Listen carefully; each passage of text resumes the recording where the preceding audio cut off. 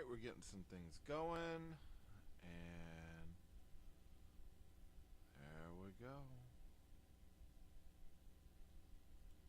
Good morning. We are live now. We're live. We're gonna finish up this wonderful bamboo house. This is one of those that I have been just waiting for. Kobe, what's up? Glad you're here. I know you are the first, absolutely first. Kobe Bright 303 is on with me.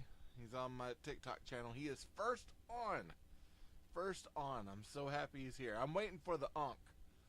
I'm waiting so I can say it. I had that famous line every single time. Every single time. I'll wait for him. I'll wait. I'll see. It's going to be here in a minute. It's going to be here in a minute. So we're actually finishing up this bamboo house. Now we've got bag 7, 8, 9, 10, and 11. 11's small, so there's really not that much more, but it is kind of like building up the last little bit of this. Let's see, it says, oh, this is a special occasion. I don't say that anymore. Ooh, okay. What's the special occasion? I have to know. Is it your birthday? Or is it just because you're first? Which is like being on your birthday.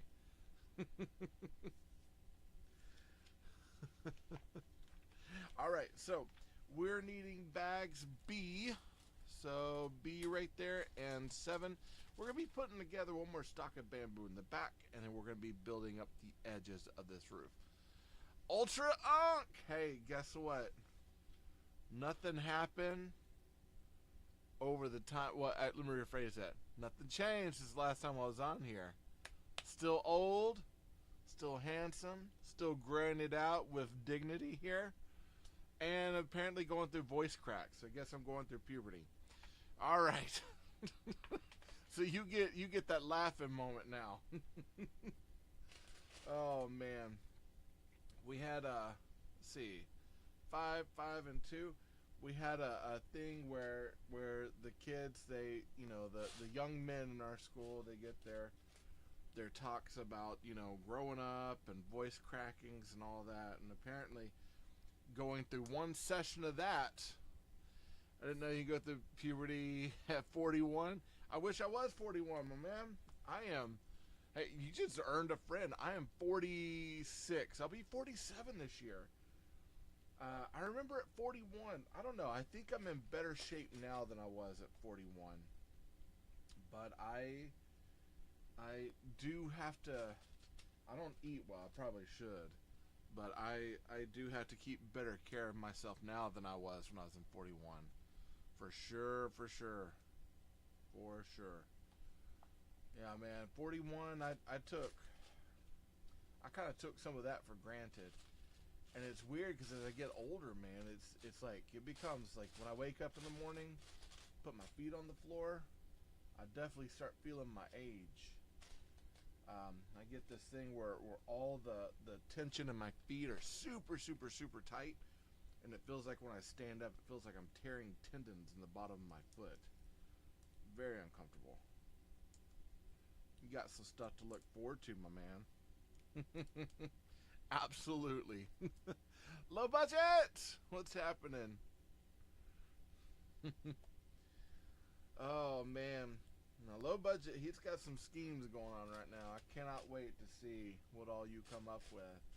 I need to message you, get some updates on what's going on. This last week was kind of a wild week for me. It was the week before spring break. And I had an observation. So as a teacher, you know, we get observed by principals and staff to make sure that we're doing what we're supposed to do and all this, etc., etc.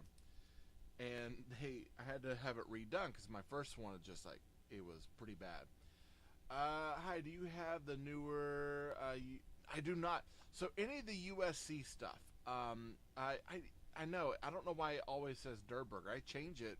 It's something in the program. It's like I think I need to close it completely out, redo it, and then bring it back up, because even though I change it for the day, like titling stuff, it always pops up as Durburger.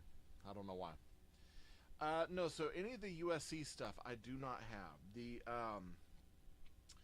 it's the stuff looks amazing. Like, I love it, but I tend to stick to things if I can on minifigure scale, and the reason why is because I want to be able to incorporate things into my future city. So if I buy something, normally I either buy it for parts, or every once in a while I'll buy like a model or something here and there that like I'll take apart. Like I got the Durr Burger, so that is one that I do have. But my plan, the Durr Burger, the botanicals, all that, I'm going to end up taking apart and using for things. Yes, so far the and I saw that it was up for sale. So the Cypress with Wheatfield, the Van Gogh one that's up. I really, really, really want to get that. That set looks amazing, and it comes with a small Van Gogh minifig with his easel. And I love Van Gogh, so that is like one of my jams. And actually, years ago, I went to it was like the Modern Museum of Arkansas, and there was a guy that was doing art figures, and he had one of Van Gogh, and I didn't get the Cypress. I got I think it was the second Wheatfields. I think it was like Wheatfields and Planter. That's the one I got, but it's a figure, and that's Van Gogh with his paint palette, and then he has a little canvas thing, and there's a book inside. I've never opened it, but that's hanging on my wall in my classroom. 2,600 pieces and only 100. Here's the thing: there somehow, yeah, TikTok loves the Durr Burger? Probably. Somehow they have managed to keep prices down. And I think some of it is also like their licensing. They don't have like, they're not dealing with Star Wars or Marvel or any of these things. Because like you think about it, there was what is it? This set right here, easy quick set. It's got Mando, Grogu, speeder bike, Star Wars. Get it? That thing was $10 and has as many parts as a polybag set. But that extra $5 rolls really into the minifig, the printing, and the licensing for Star Wars. And so I think that they are able to hit the market and do a lot of really cool stuff because they're not fooling around with a whole bunch of licensing. There's Cyberpunk that a lot of people love. It's just Cyberpunk. It doesn't allude to anything. You can say it looks like this or this or this, and you can say, hey, it's like Blade Runner, and they might get like influence or reference off of it, but it's not licensed. And so I think that's a big area where they're able to keep their licensing down. Now, Van Gogh, I believe all of his work at this point, I can't remember who owns it or if it's all public or public domain at this point. Yeah, the light kit, yes. So the light kit, because it acts as a actual canvas light, so a light for the art piece, and then there's incorporated lights, I think, in the wind portions too, isn't there? Yeah, there's like where he has the brushstrokes for movement, and it's built out because they did it where it's 3D and it kind of sets out. I believe there's lights behind those moving clouds in order to create like movement and everything. I believe there's light in there that I think it either pulses or there's something interesting about it. But yeah, that is a set that I'm looking at. I'm looking at that one. I'm also looking at an Insoon art set. I'll probably get the Insoon art set first, just because it's more affordable. But yeah, in the Wheatfields, that's right. But I gotta wait. I kind of spent some money that I wasn't supposed to.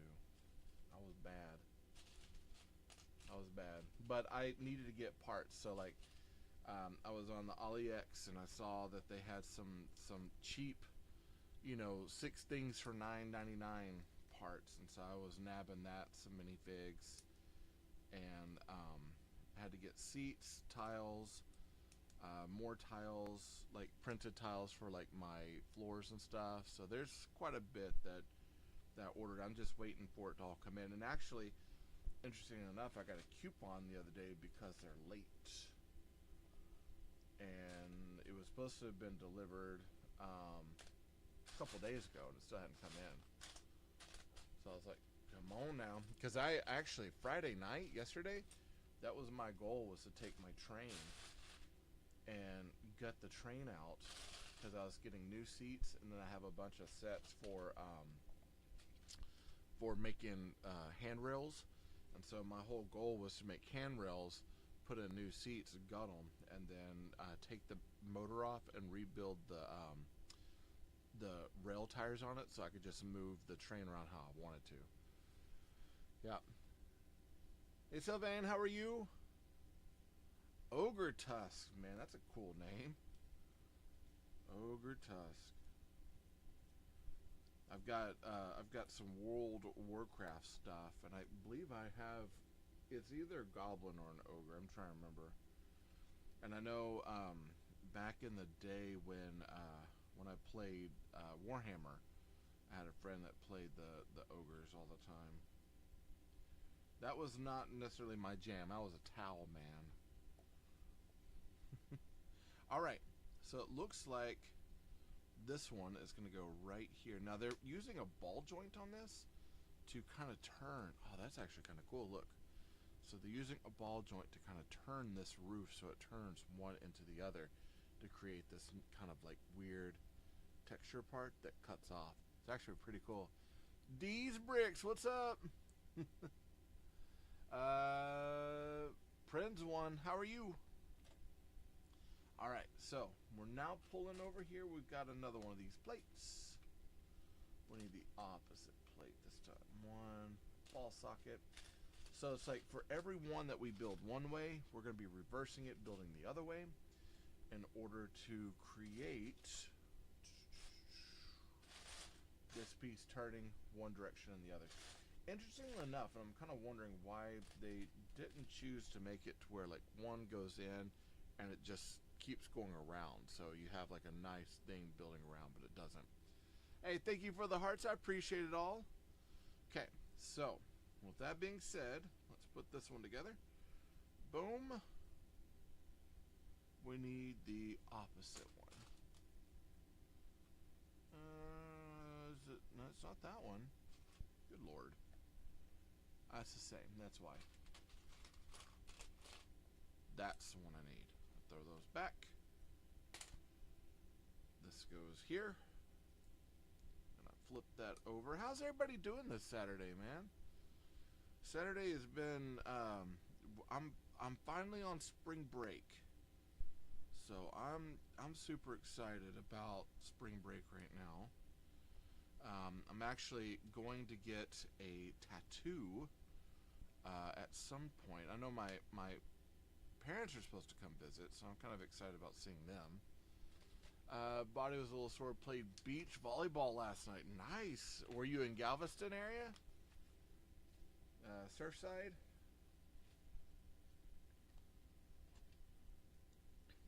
I have not played beach volleyball in like forever. Alright, I'm just gonna pop in here. I think the last time we did it was when I was on I think a shoot with Manny and them. We had a beach volleyball set with the PAs. Nope, Houston, they have a couple of beach oh, okay, nice. Nice. Glad to know that Houston, I mean, that keeps people from having to go to the coast and go through the marshlands. Have it right there in the city. It's actually pretty dope. I have a friend that's trying to get me to go to the anime con there, and I'm seeing if I can. So if I happen to hit up and I'm in town, I'll have to let you know.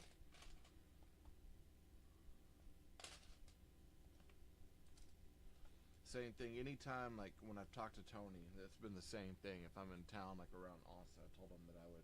He's not in Austin, but I've told him that if I'm around the area, I'd let him know. We can hang out, go hit up some food joints. His thing is, he was like, you know, we'll hit up the Lego store there in Dallas if I show up. I'm like, yeah. He's like, we'll get it whatever we want. And I'm like, within reason, okay? Within reason. There's some things I can't afford. Absolutely some things I cannot afford. Alright, so it looks like we're building the same thing, but we might be going on either the back side or the corner over here. And I'm starting to see why they have us do a mirror image of each one of these. It's because they're actually going to fit up together and create a corner that comes together. So, kind of seeing ahead of some of what they're wanting to do, and it's actually pretty genius. I like when you get a good set, and they like all the little minute details, and the actual build experience feels like just smart. Absolutely love that. All right. I do have, I think, a couple printed tiles in here. They're tiles with bamboo on it. So we've got tiles like that that have bamboo printed on it. Haven't used those yet. So we got one tile, plates, and plates. And now we're going to be doing some more. I need to head to the Lego store to grab the upscale. Oh, yeah. Dude, their printed pieces, yeah, Lumi's printed pieces are just, they are stellar. You know, here's the thing. Rids for a long time. I remember being on a live with them at one point, and he was kind of like, nah, I would never do any alternate brands. I never do this. And finally, I guess he finally got it. Like, we talked him into it. He got a set, and he was quite amazed by it. I mean, he still very much is a Lego man. That's his jam. But he was very surprised at just how well, like, the printed pieces and the actual build and function of everything. It's just so beautifully done. They're a great company, and I'm starting to. If you haven't noticed, the prices are starting to go up a little bit. They're not quite as competitive as they used to be, but they're still pretty competitive. Pretty competitive. It's a great company. I really do. I enjoy building their stuff, and I'm you know, some of my family and friends, because usually the stuff that I post on some of the other platforms also post over on my personal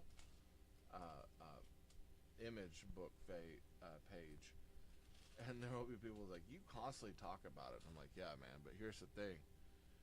They're really good at what they do. They are. I think it's still underrated. Yeah.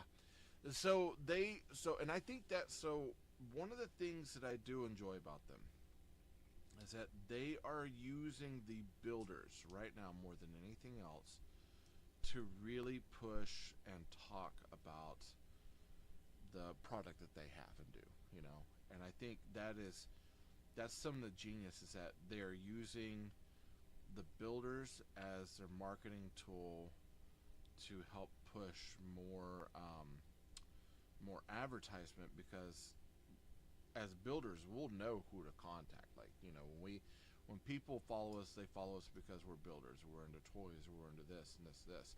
And so when we post about these things being in that program, you know, that's to them, we get chances to win things, and we get chances to do commissions. So I don't think I've never gotten a commission really just yet, except for my own personal, but it is still very much like a chance to win and do things that the public doesn't get to do.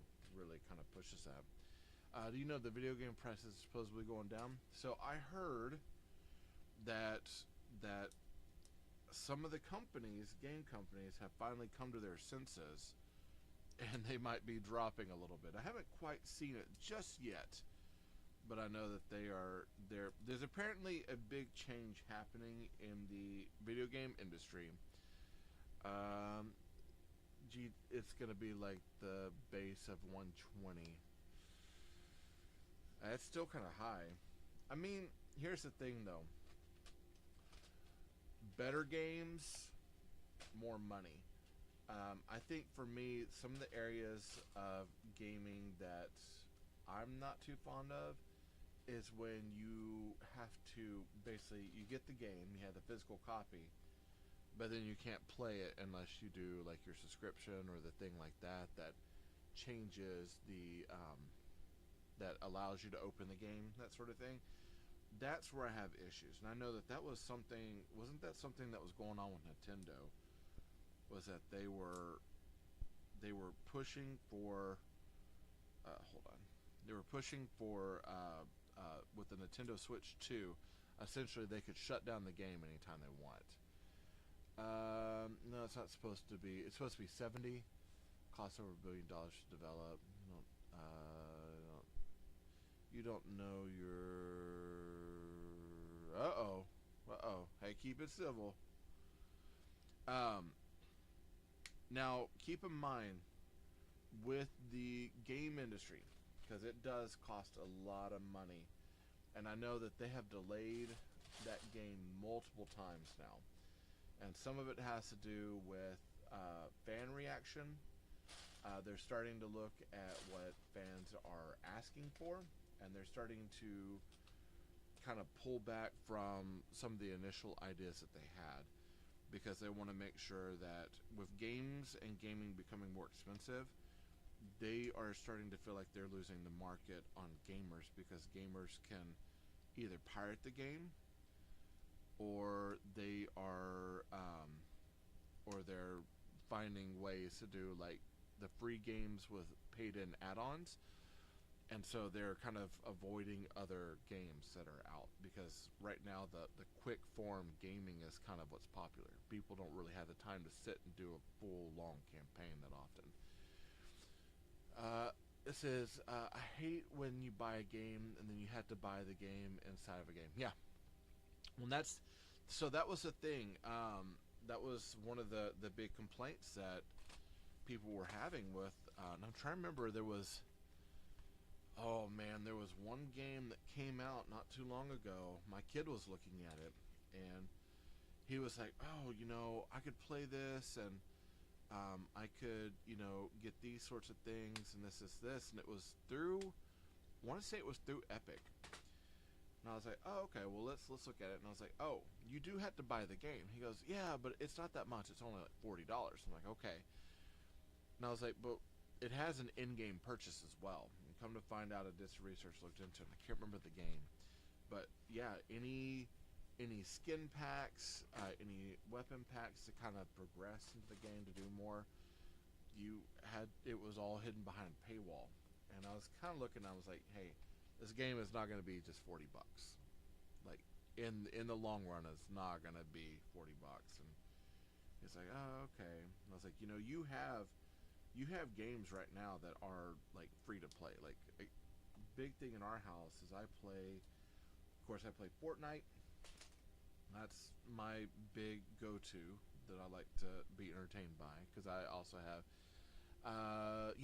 and here's the thing, they do make a killing with their in-game purchases. I'm actually, the next time, because I've missed the DeLorean time machine a couple times for car skins, I will probably spend $20 to get enough V-Bucks to get that next time, because I keep missing it.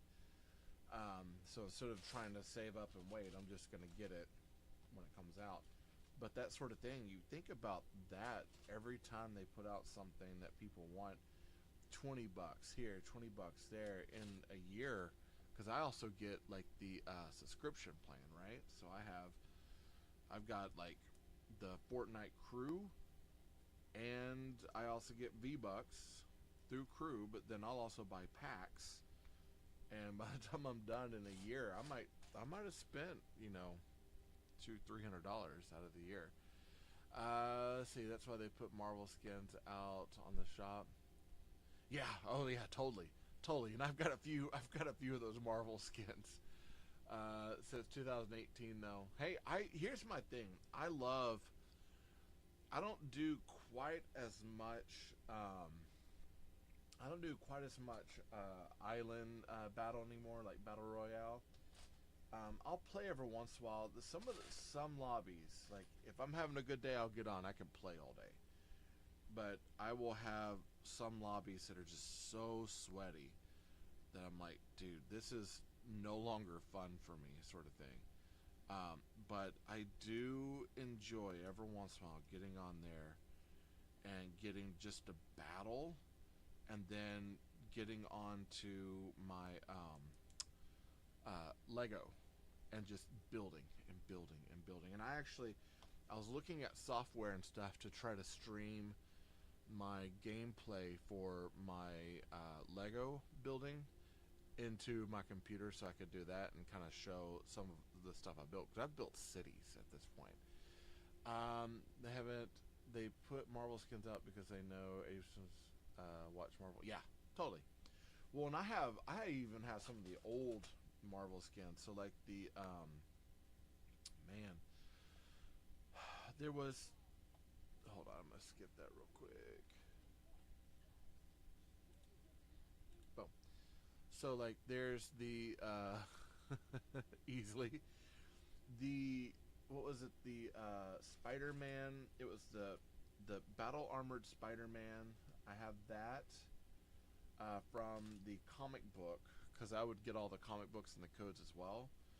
I have, of course, Doctor Strange, like full, like all the Doctor Strange unlocks.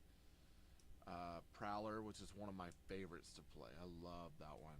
Of course, Spider Gwen, all those from all the other seasons.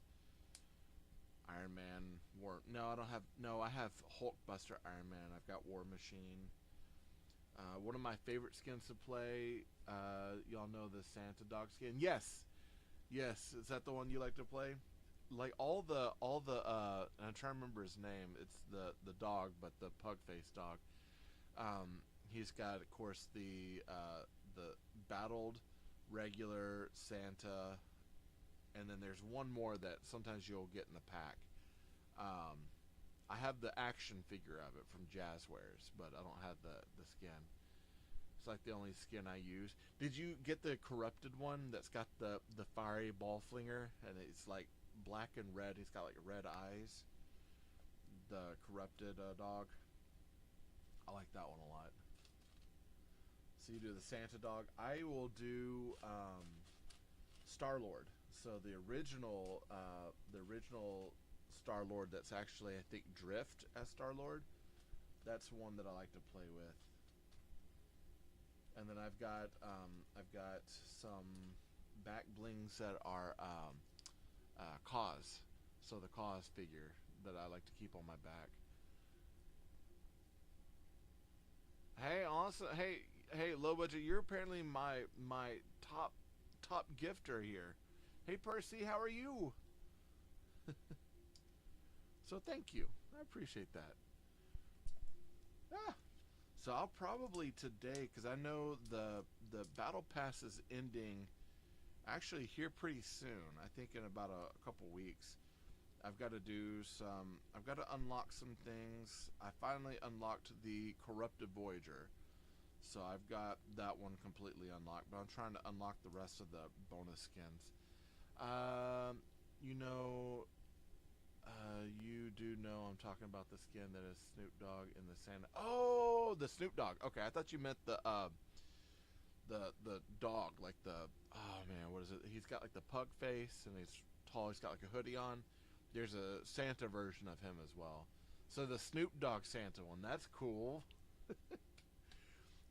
Here's the thing. That season with Snoop Dogg and the rappers' palaces and all that, that was fun. And the cars, like making the lowriders like pop and jump, like I enjoyed. Some of that was hilarious. And that was the same season that when that started, my kid had started playing right around then, and he kept making these jokes. So he had just started. And he kept making these jokes that, oh, you know, I have to carry you and all this, and you're not that good of a player. We're playing duos, and he got, after he made that comment, he got taken down.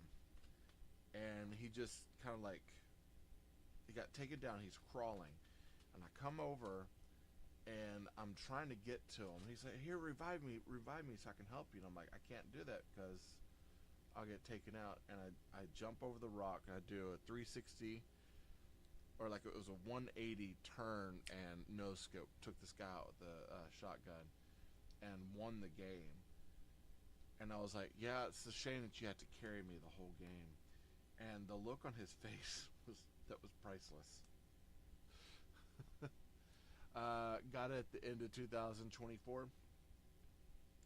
Yeah, because that was a part of the winter skin pack, wasn't it? That they were putting that one out. Now the initial Snoop Dogg stuff, that was what? That was beginning of 2023 when they were doing that, the Rappers Paradise stuff. So I'm trying to remember. They had Snoop Dogg. They had was it Ice Spice? Oh man, I'm trying to remember what all that. There was a lot of stuff I remember. They had the Eminem concert. That might have been also the one where they had the Eminem Underground thing with the rapper gun. It says, hold on. It says, "Yeah, my brother always said that he was better than me at all the video games until you carry him, and then he's like, oh."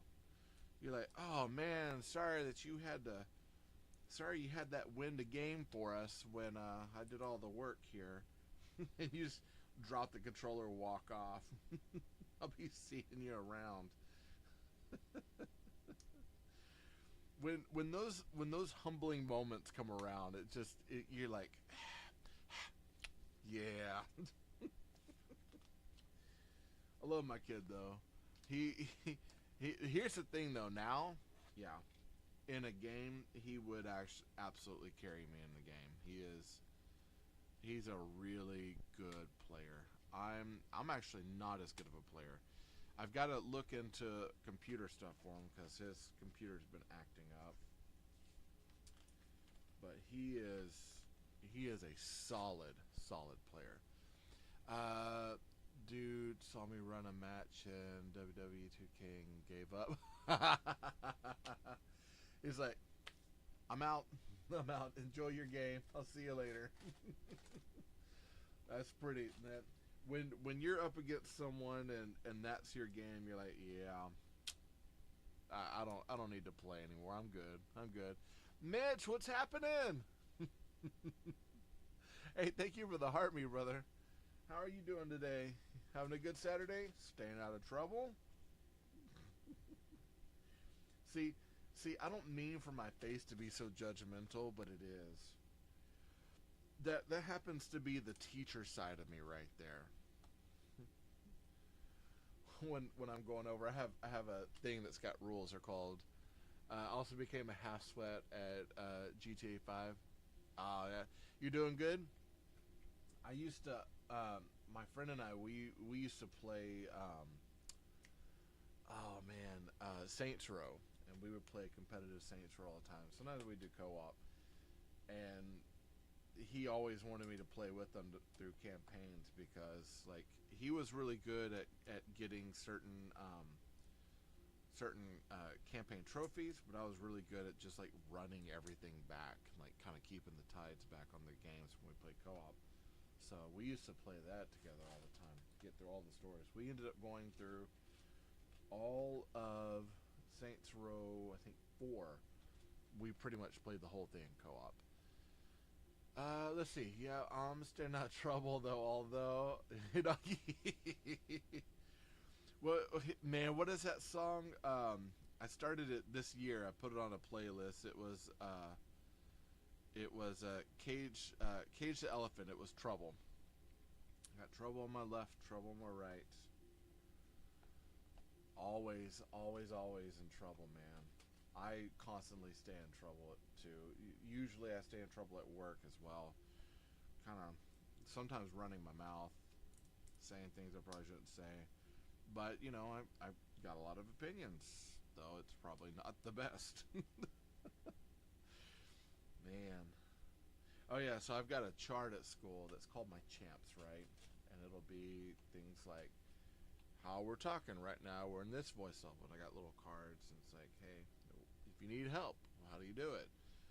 Where should you be? Should you be in your seat? Should you be here, etc.? And so oftentimes I'll put it, because I do have some tough classes.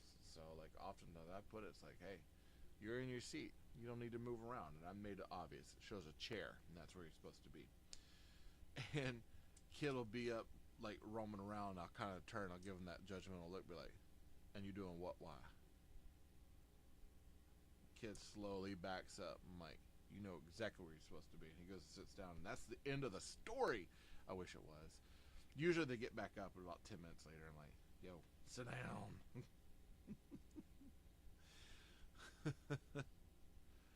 Oh, man. And then I stay in trouble at home, too. But that's just from me running my mouth. Okie dokie. So it looks like, this is kind of here. Actually, let me get it built, and then let me show you kind of what. This is our last panel. Let me show you this. The way that they built this is kind of genius. 1, 2, and then 1 here. And we're going to flip this over. This one is going to go right here on the end. Looks like we're going 1, 2.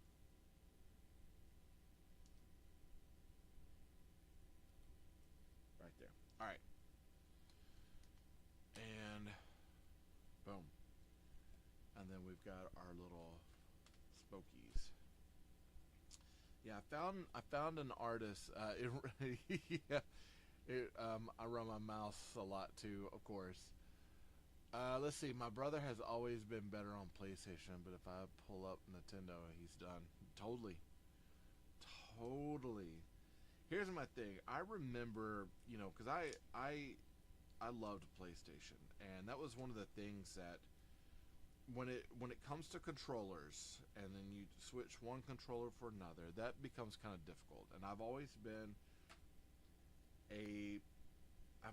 of moved around the systems, but during my I think of my better gaming years, when I was playing quite a bit, we even played the Frag Dolls at one point.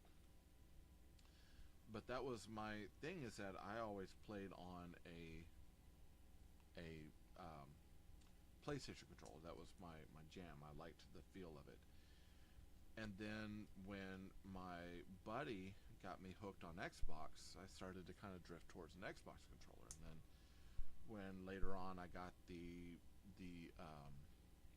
newer PlayStation, I went back to PlayStation. And so I never really kind of got back over. Hey, Thick On, say, how are you? Oh, thank you. Whoa, just being showered with gifts. Thank you so much. I appreciate it. Oh my goodness. Whoa. Thank you. Hey, Rockford County. Hey, actually, Rockford County, I got to pull this up real quick. Let's see.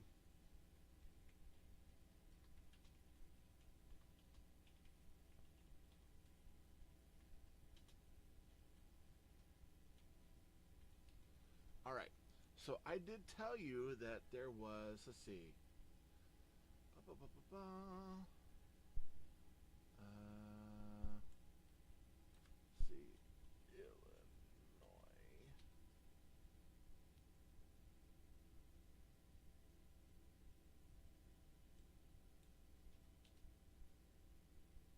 Okay. Let's say.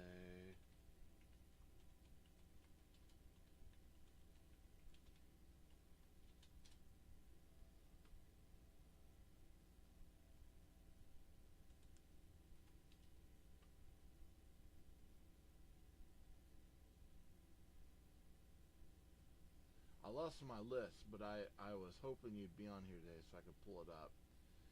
There was, let's see.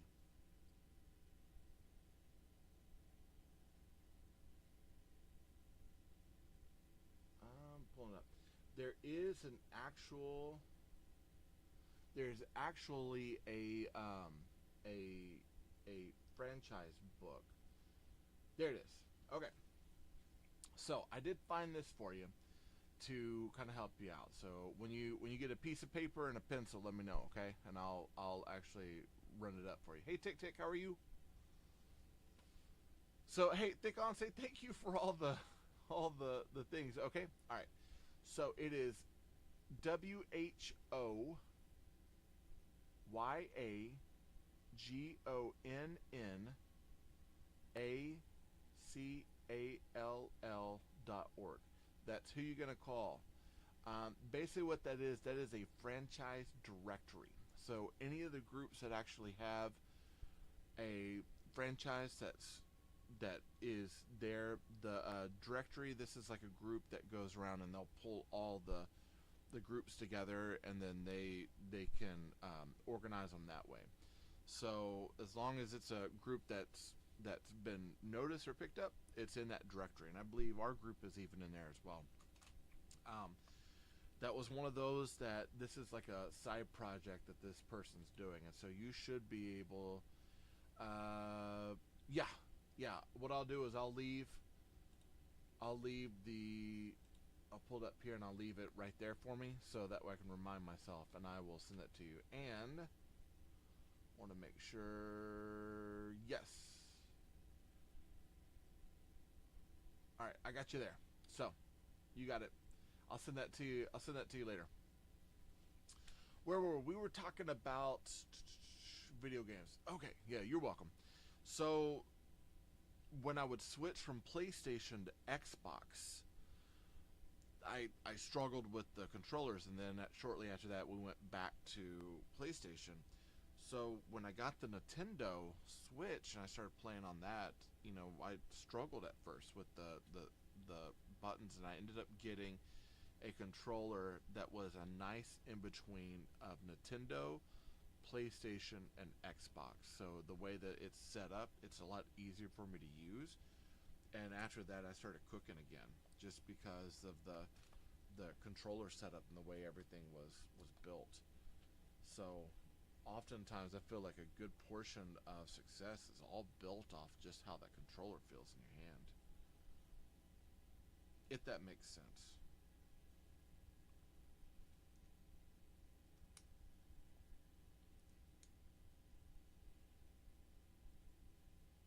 All right, so here we go. We're gonna pop this on right here, and it looks like, yeah, it's gonna go right here. Now the way that they did this roof is pretty sharp. I'm liking this. So this is gonna fit right into here.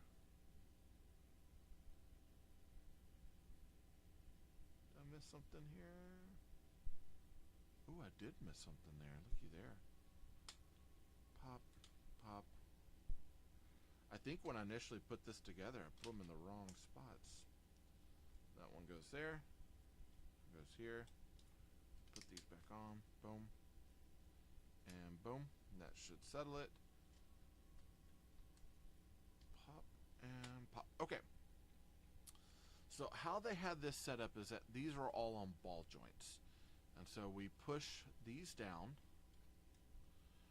and then we can form these up together. Whoops. They should be able to form up. Let's move that out of the way. There we go. Where these kind of form, and you can point them down for the edges of the roof.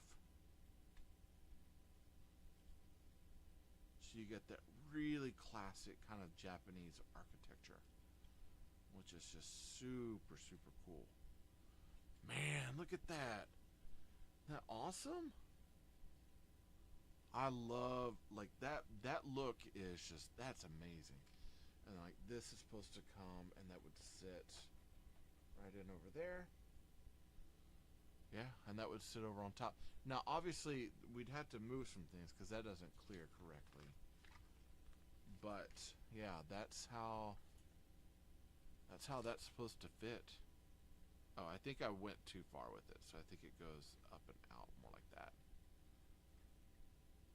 Man, and I never would have thought about doing ball joints for the roof for that. Let's see. Hey, thank you for the follow. Is this from Bluebricks? No. Though I have heard of Lumibricks, no, this is actually, let me pull this book over, boom. This is the Lumibricks, this is the bamboo house. This is one, so this is a set that I won from them.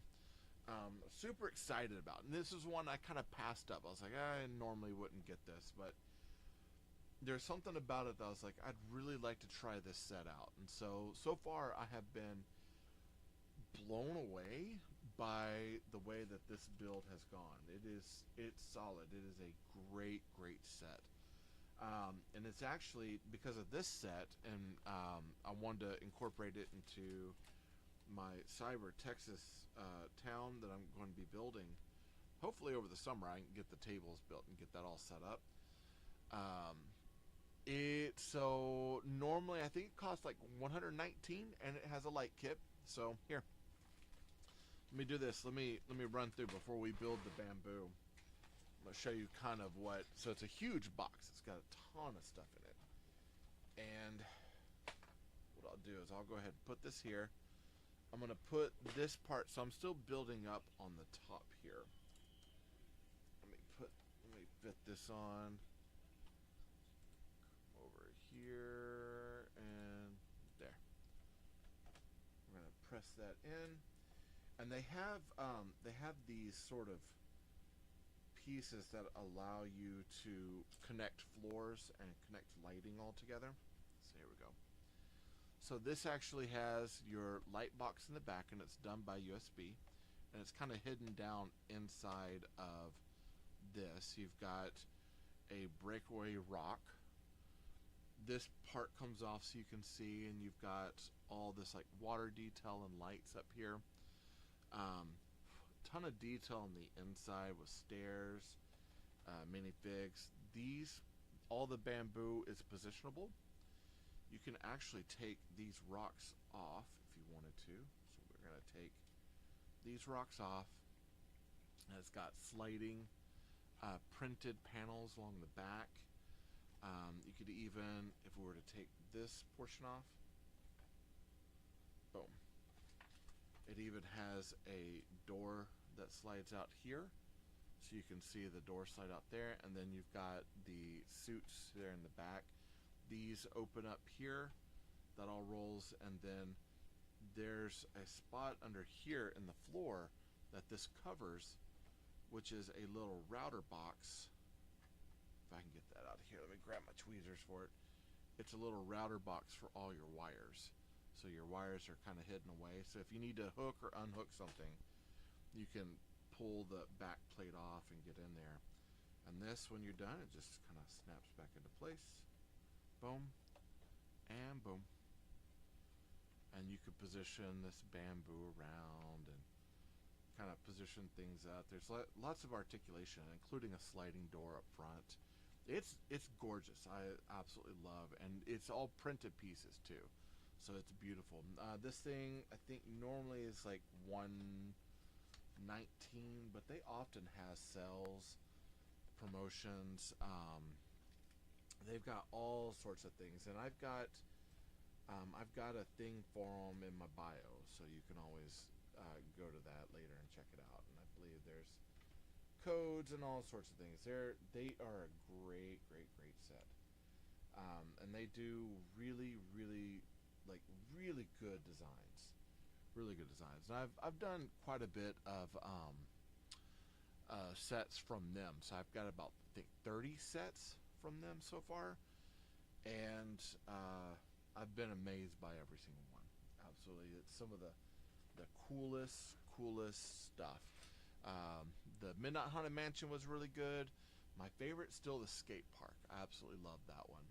And I actually did recently. It was the it was the hardware store by BB Lumibricks.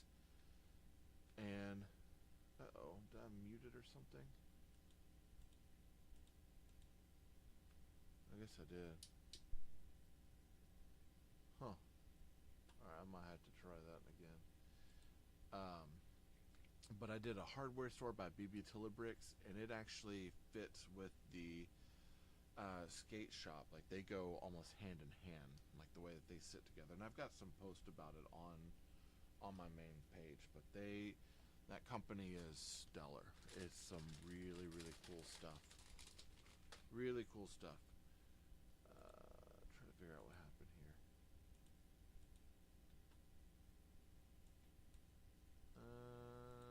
It's still acting up.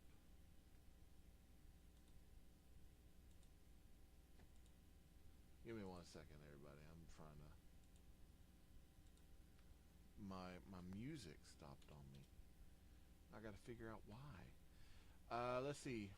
I'm gonna low key get nap time vibes, dude. Well, it doesn't help. Like the music that I'm wanting to play is definitely like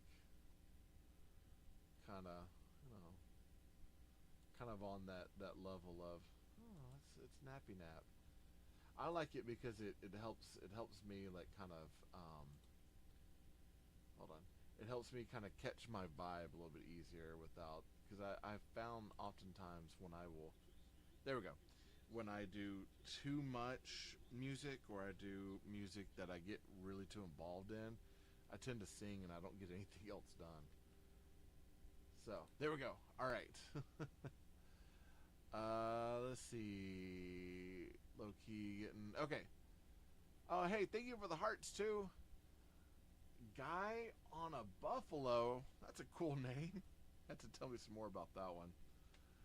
That's pretty wild sounding. All right. I've got to be careful now because it looks like a lot of my bamboo and bamboo colors got mixed.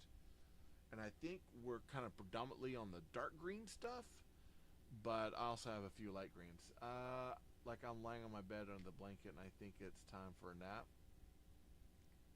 There's nothing wrong with that. Hey, here's the thing. Right now, it's Saturday.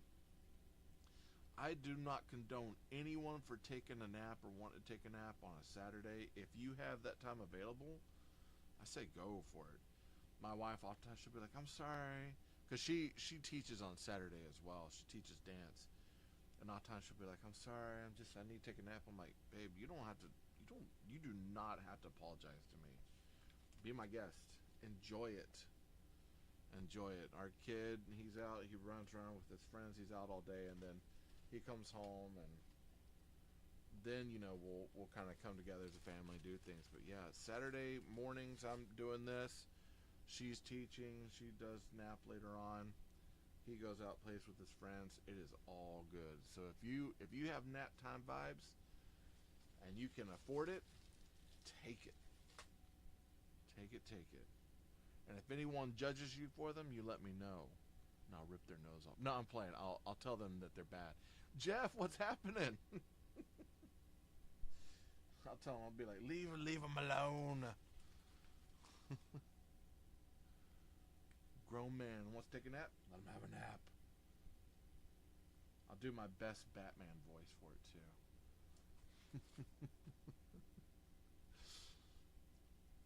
It's like, I'm not afraid of you. Be afraid of sleep. That's probably... I'm going to end up giving people nightmares now. They're like, yeah, I don't think I want to go to sleep anymore. It's downright disturbing. Oh. I still actually have my... Hey, what's happening? I still actually have my Tumblr.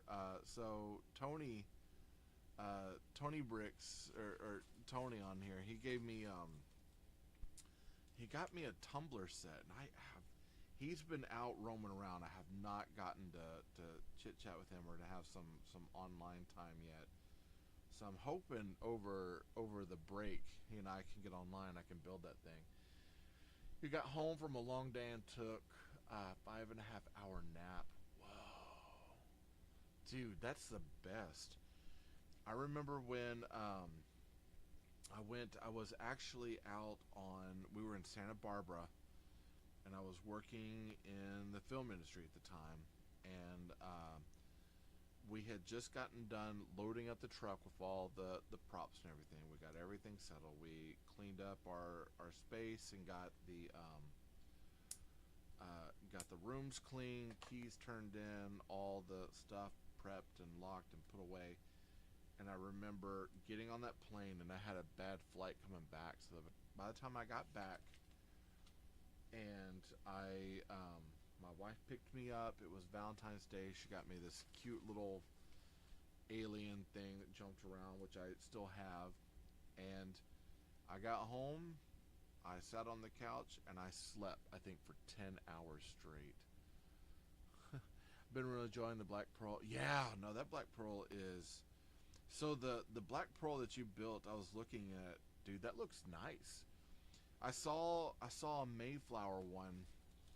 So after we had talked, I saw a Mayflower one come up that I was like, I wonder if he knew about that. How is it possible that sleeping for 10 hours straight? I didn't have a job the next day. So when I was working in the film industry, I was a contractor. So it'd be one of those where I might not have a job for a couple weeks, and then it's like, hey, they call me, oh, hey, we need, this, and so I'd be like, yeah, I'm available, whatever, and I'd keep like a calendar of jobs that I could do at the time. And so oftentimes we'd have some, like, I think the longest I went was a month where I didn't have any work lined up, and that one stunk because I kind of had to dig into savings to figure out how to pay for some things.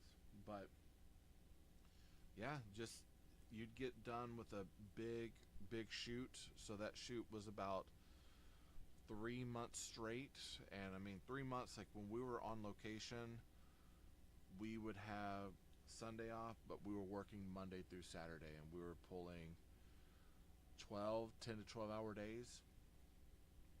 And then, it was like, even though we were kind of considered off the clock because we didn't get OT, because we were what was considered a flat day rate.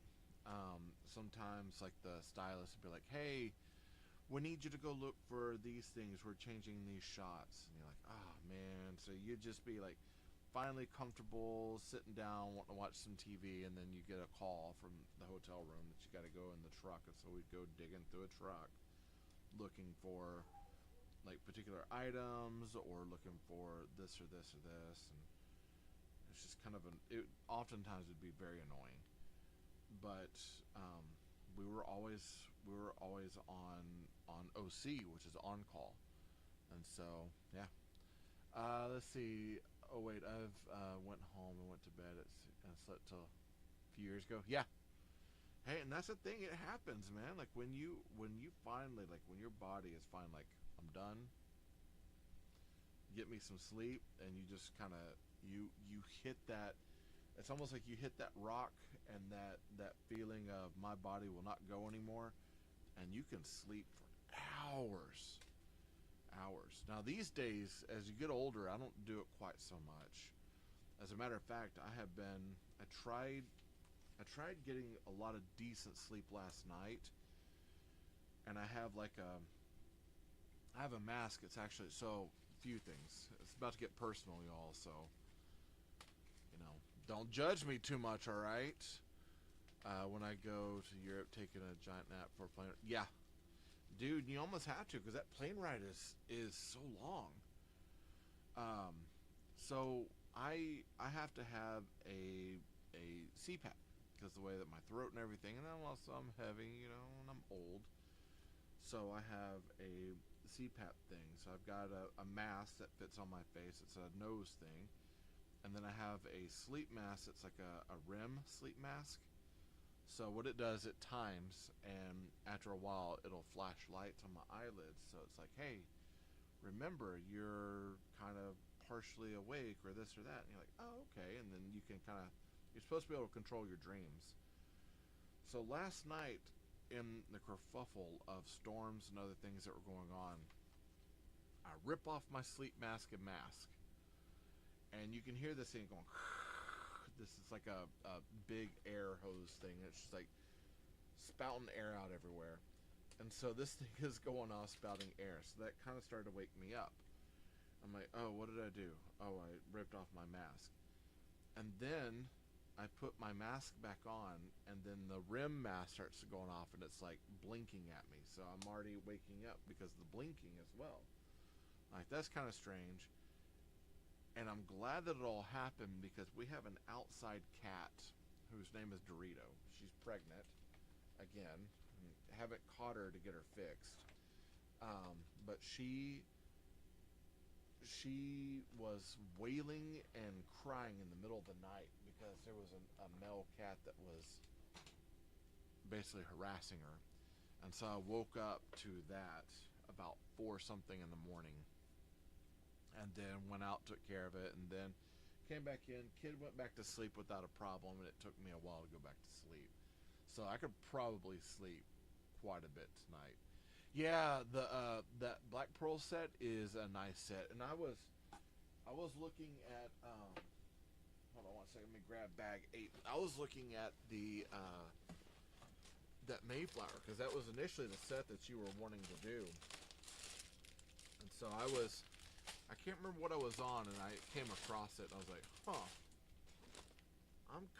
There's a part of me that's kind of tempted. I don't really have any more space for boats, but I was tempted. If we lived closer to the beach, I'd probably have more beach sets that I could display up. All right. Yeah, no, that Mayflower is, yeah, it's beautiful. Hey, Brixton boy. Brick Boydie. Brick Boydie. I butcher that every single time. It went up in price. Yeah, I have a feeling there's been a few sets I've come across that's like I didn't initially get, and then when it came back through, I was like, I probably should have gotten it then, because now it's quite a bit out of my range. So I had to, sometimes, and that's something I try to tell my wife, and that's where I had to look at and go, okay, what can I afford? What can I not afford? Can I afford to get it at that time? And if not, then it's like, hey, it's not meant to be. If I can, it's like, okay, yeah, I'll try to get it, or this or that. Saving. Hold on, I think my kid might be back.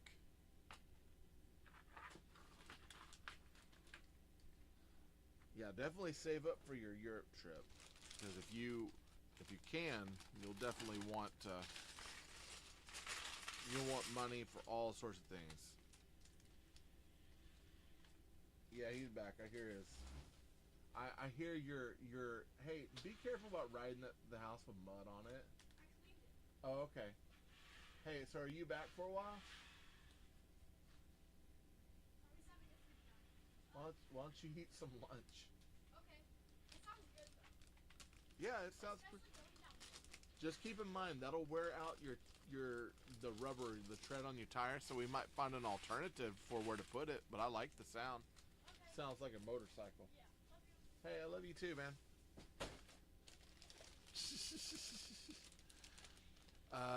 Let's see. The only issue I had with that Black Pearl was little cannons kept popping out. Oh. Here's the thing, if that's the only part, and it's like the overall build is fantastic, and that's the only thing, okay.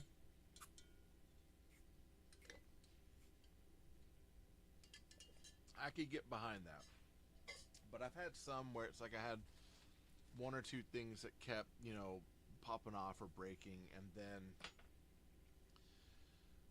there was like that annoyance, but then also like the actual build itself, like parts of it were just not good. And so I've had a few like that where it's like, by the time I'm done, I'm like, I should just sell these for parts at this point. Spain, Italy, Germany, France, Portugal. Oh, nice. Dude, I've always wanted to go to Portugal. I should go to, oh man, because Turkey is right there close to Spain and Portugal, isn't it? That'd be kind of, or Greece. Oh, Greece would be great. They're paying to get back. Otherwise, a great set. Hey, here's the thing. If overall it was a good set, besides for that, I could probably get, I could be like, all right, that'd be okay. That'd be okay. Let's see. Definitely bring a Nintendo Switch. Of course. Of course you have to, man. Nintendo Switch, your phone. You got to bring all the entertainment stuff. There's people like, well, don't you just want to go and enjoy Europe? It's like, yeah, man, but they're gonna be down times when it's like I'm gonna be overstimulated from too much stuff or this, and I'm just gonna want to sit for a little bit and do nothing. And some people don't seem to understand that. I know, like when we went to, we finally made it out to, oh my goodness, went there this last summer. It was Corpus Christi. It's where my Greek side of the family comes from. And we finally made it out there, but I took game systems and everything. They're like, well, why would you do that? It's like, because there's going to come a point when I need to just chill, be in, doing nothing. I've been playing a lot of Minecraft lately. Hey, my kid was thinking about going back into doing some Minecraft. I've never played it, to be quite honest. I like Minecraft. And I watch, like, was it Preston Plays? He does a bunch of Minecraft stuff. I've watched my kid's friend play it a lot, and I mean, it looks like a great game, but I've never played it. I probably should. It's fun, yeah. I do.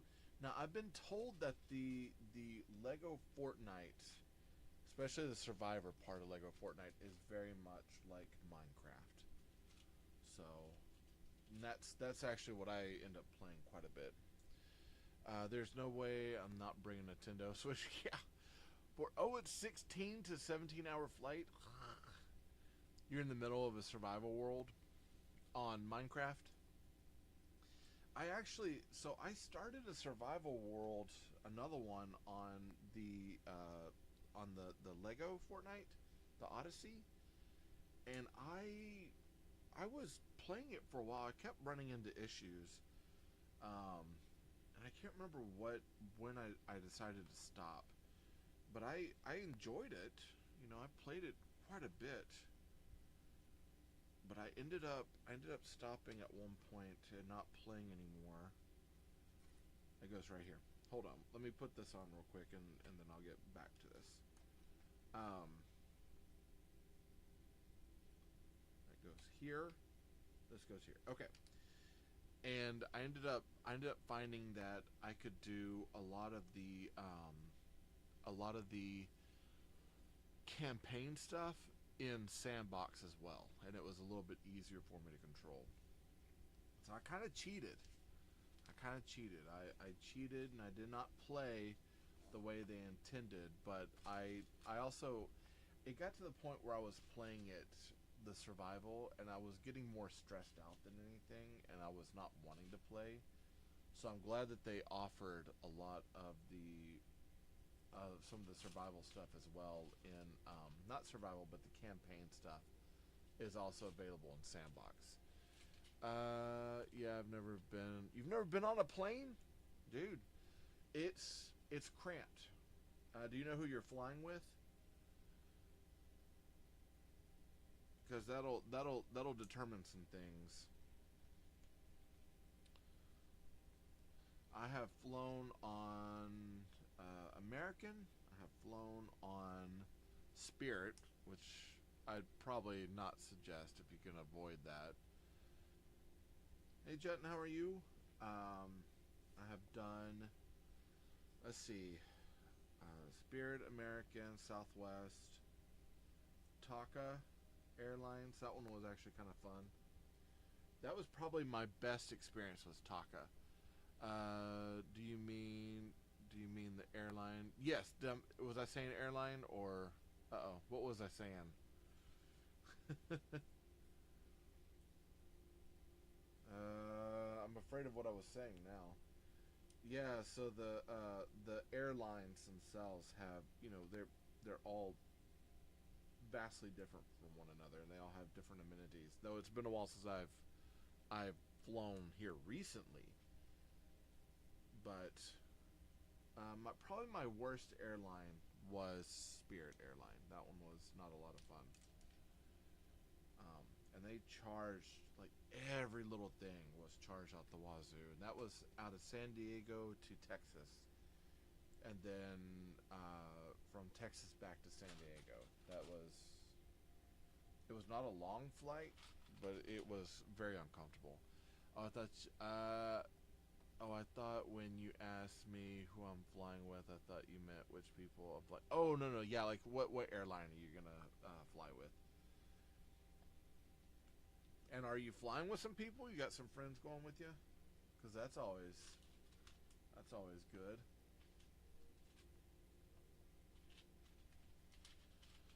I have never been to Europe, by the way. I have been through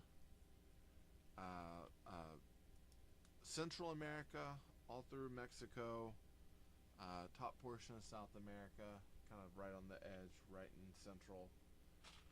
I've been up through the U.S. from one coast to the other, but I've never been to Europe. Let's see. I don't know yet. The trip is in 2027. Okay, yeah. Well, that gives you time to save up. If you can avoid Spirit, I would. That's not a very good company, and it's cramped. Those planes are very cramped. I've never been anywhere on a plane. Hey, and here's sometimes like my wife does not like flying. That is her least favorite thing to do. The last time we flew, she's actually afraid of flying. And when we were living in San Diego and then making trips back to Texas to see family, you're not planning on it, yeah. And here's the thing, you're not I don't think you're really missing anything. For me, flying doesn't bother me. So my dad, he flew like small airplanes, and so when he invited me to go fly with him, and I was like, yeah. So we went up and we flew around this little one propeller, plane, and flew around, and I enjoyed it. I love that area of thrill seeking and flying. That stuff does not bother me at all. But my wife, she does not like flying. As a matter of fact, um, when we would fly, we were flying. Man, I can't remember where we were going, but we were flying. It might have been the San Diego flight. We hit some turbulence, and that plane, when it started dropping, like, sometimes you'll get like packs of air, right? And so the plane will just like drop like 20, 30 feet, kind of catch the next air, pull back up. Yeah, there's way too much stuff happening right now. And we hit that air pocket and we fell. And I've never had a tighter grip on my arm. She essentially was pulling out my arm hair, holding on to my arm with this death grip. And so when I can avoid flying,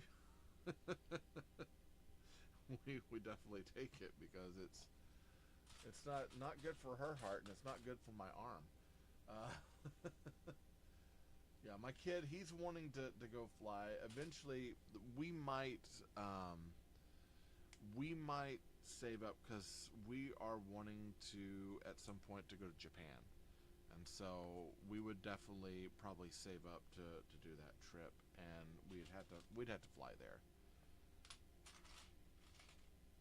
if we ever go. But I mean, we're teachers. We don't really make a lot of money, so that's not a kind of a thing that we've got on the horizon any day soon. Okay, nice. Okay, so this is actually pretty cool too. So I'm gonna show you this real quick. Hey, Brick Dad, what's happening, Maddie? All right, so what they've done is, the way the roof is set up, you've got these that are kind of angled, and you can do this. If you need to, you can angle this down and still open up the back for where we're going to be putting stuff in. How are you doing, my man? You know what? I've been needing to jump on one of your Friday night lives, or one of your other lives. I need to start. Hey, it's spring break. Can I join you on a live one night? Because I had so much fun that day. Like, I really enjoyed being on with you all. I need to get on and visit again. Okay. And then we got, let's see, I've got a piece in here. should be in here. I got a wire capper. Put this on. Cap my wire. Boom. And we're going back through some other parts. Oh, uh-oh, what a drop. Let's see. Doing good down. Oh, that's right. That's right. You're in Arizona. Yes, you do.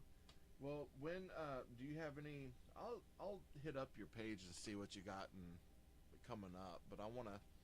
Now that I am out for a week, and we're not going anywhere. So it's like normally we have something planned where we're going to like my hometown and doing this.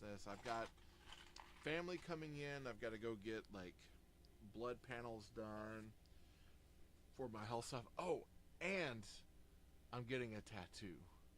And I'll kind of, let me show you. You all ready for this? This is probably the nerdiest tattoo I think I will have on me. All right, I'll show them here too. So I'm getting it right here. So I am an Adam Savage fan, and I've met him, and he has on his wrist, he's got, it's called a maker's ruler, which is a ruler that has different metric and standard measurements for measuring out things very quickly, right? Prop builders, we use them to find where this is going. And I was like, hey, you know, I've done that, and I've thought about getting a ruler done, but at the same time, it's like, you know, I don't do quite so much cosplay stuff anymore. I don't really build like a lot of props like I used to.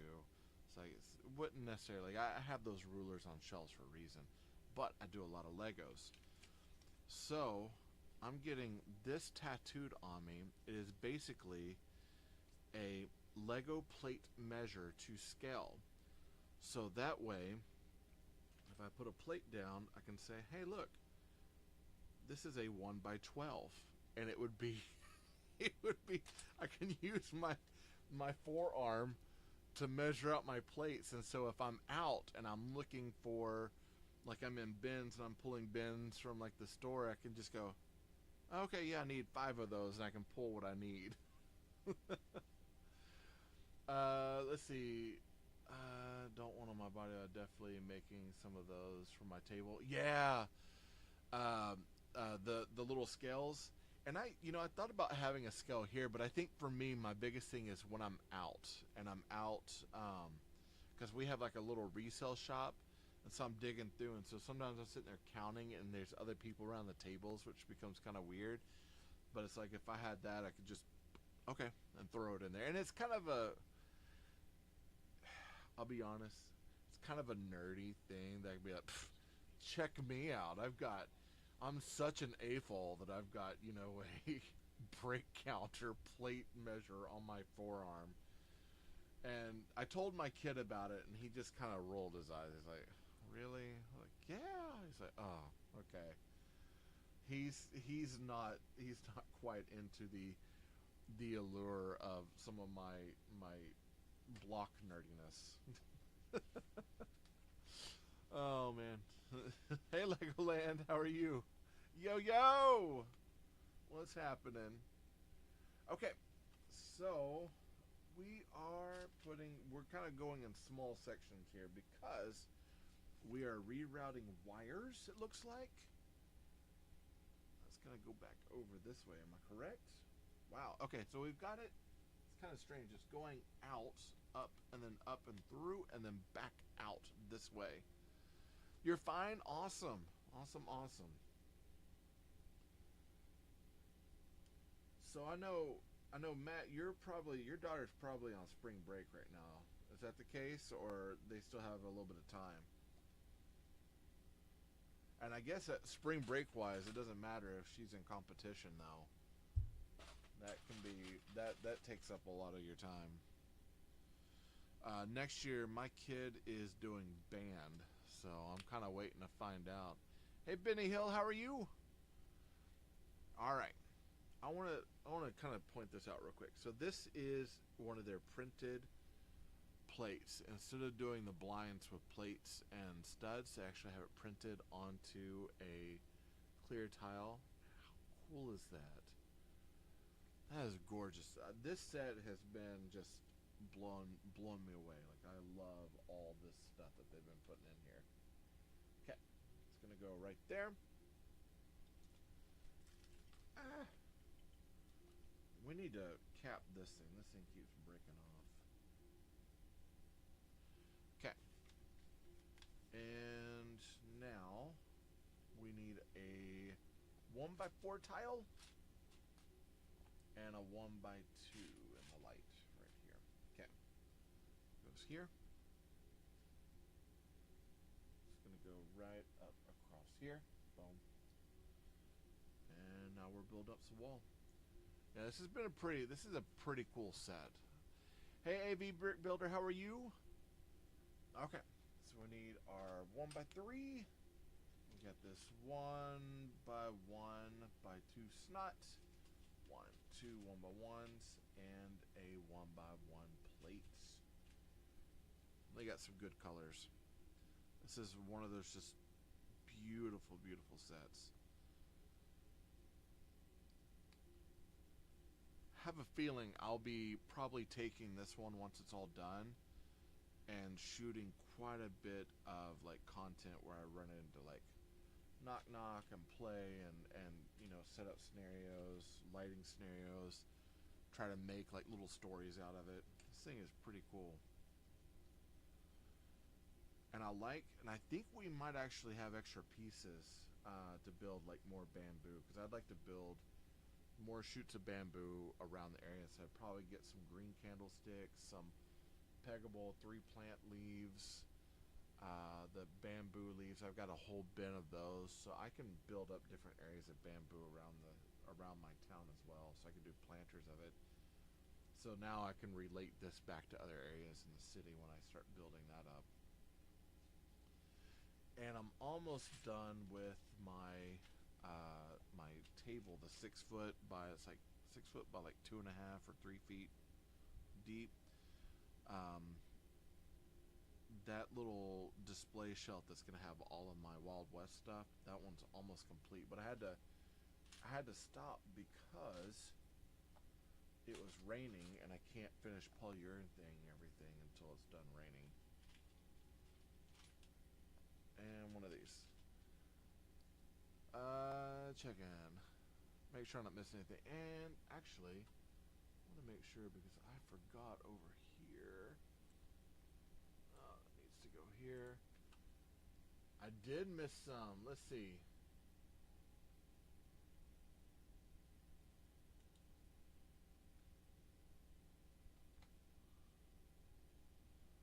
I'll go. Uh-oh. Oh, here we go. Love from Charlie. Hey, what's happening? Oh, you're lurking? How are you? So I was missing some of these. Hi, Frosty the Snowman. How are you? And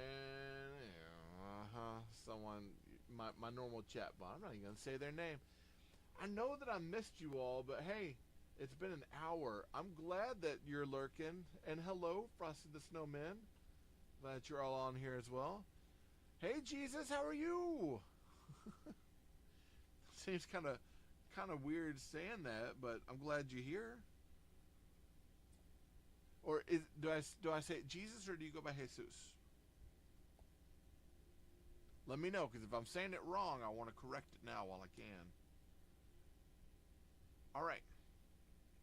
This is going over here. Looks like we're creating another door. So this is weird. It's going to have, looks like one door that opens, and we're going to have another wall that opens. So we'll have 2 opening walls to get into places. Or no. Okay, so this is the catch on this side. Interesting. Normally we have it to where when the wall opens, like in this case, if this were to open, let me pop that back on here.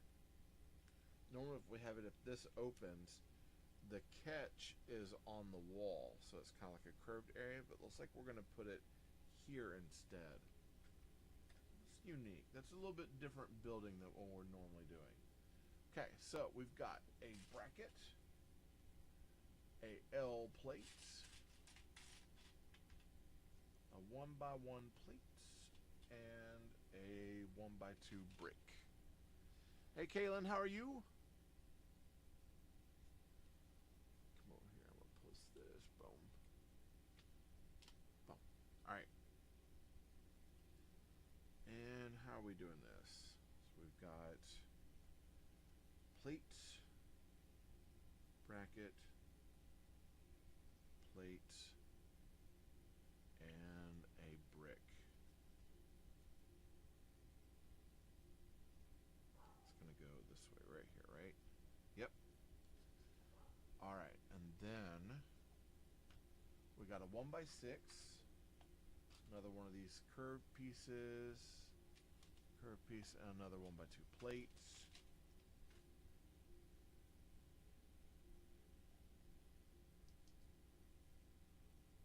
I'm kind of listening up for weather because the weather gets bad. I might have to turn everything off. We had huge thunderstorms that went through earlier. And for the most part, it's been okay. But I have a feeling if my kid comes in and says, "Hey, Dad, probably need to turn it off," I'll be like, "Oh, man." Alright, so here we go. Press that back down here. So that's kind of weird that looks like it's backwards. But I guess it's to catch that. Maybe they put that on the back, that area on the back where it curves in like that. Maybe they do that because the bamboo covers that and they want this to be more solid. Not quite sure about that. But you know what? I'm gonna go with what I'm being told on this one. I'll question it later. Like once it's done reviewed, then that's when I'll probably rebuild and change some things. Okay, so 1x12. That should be this one. 3, 3, 3, 3. 1x12. Another 1x12. 1x6.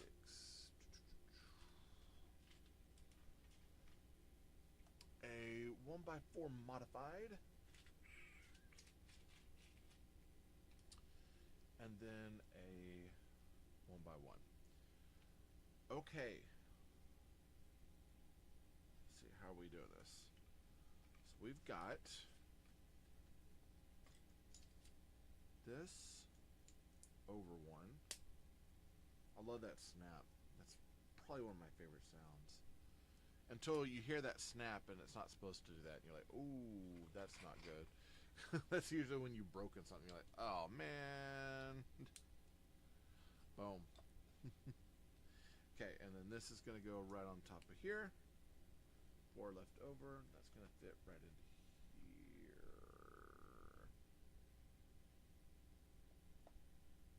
I think I've done something wrong.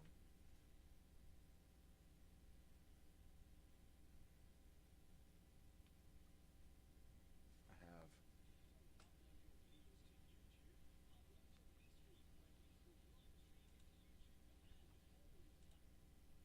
There we go.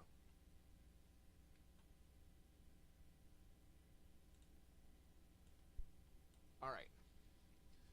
Hey, low budget, you back? All right, so that's going to pop in right here. It's going to fit into there. Now this should fit on. Yep.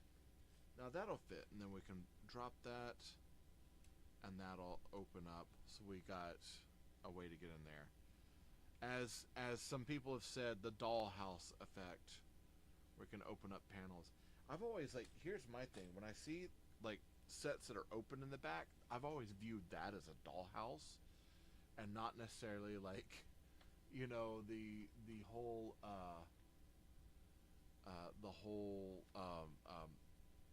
dollhouse. Like, I've never viewed a dollhouse as having an opening door. Most of the time it's just open. But I guess there are some more expensive dollhouses that do that. But me growing up, like my sister, she had like Barbie and stuff, and that was always the thing. Is like it was always opened in the back or opened in the front for you to play on. And I used to use her Barbie houses. Oh man, that's gonna be weird.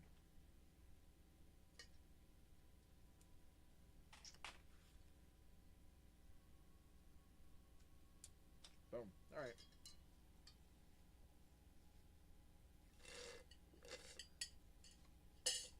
There we go. I used to use her Barbie houses all the time as bad guy fortresses. She had this one. My mom actually ended up finding um, the house, and she's been refurbishing it for like one of my nieces. Okay, here we go. 153. We got a 2x4. That's going to cover this area here and cover our wire. Just gotta set that over there until I'm ready to, until it plugs in. Then we have a 1x1x5, and then a 1x1. Line that up. That goes right over here.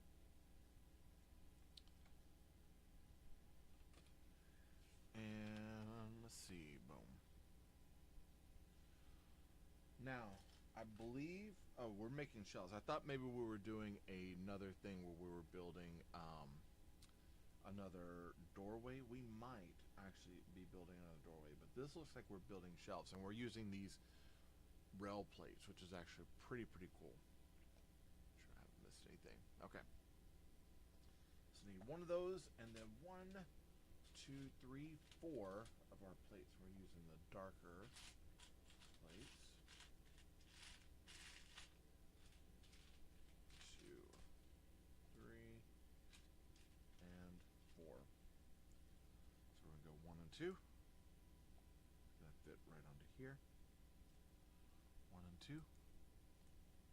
Gonna fit right onto here. We need 1, 2 more of these rails. 1, 2, 3, and 4. 1, 2 of these. How do we do this? Have us going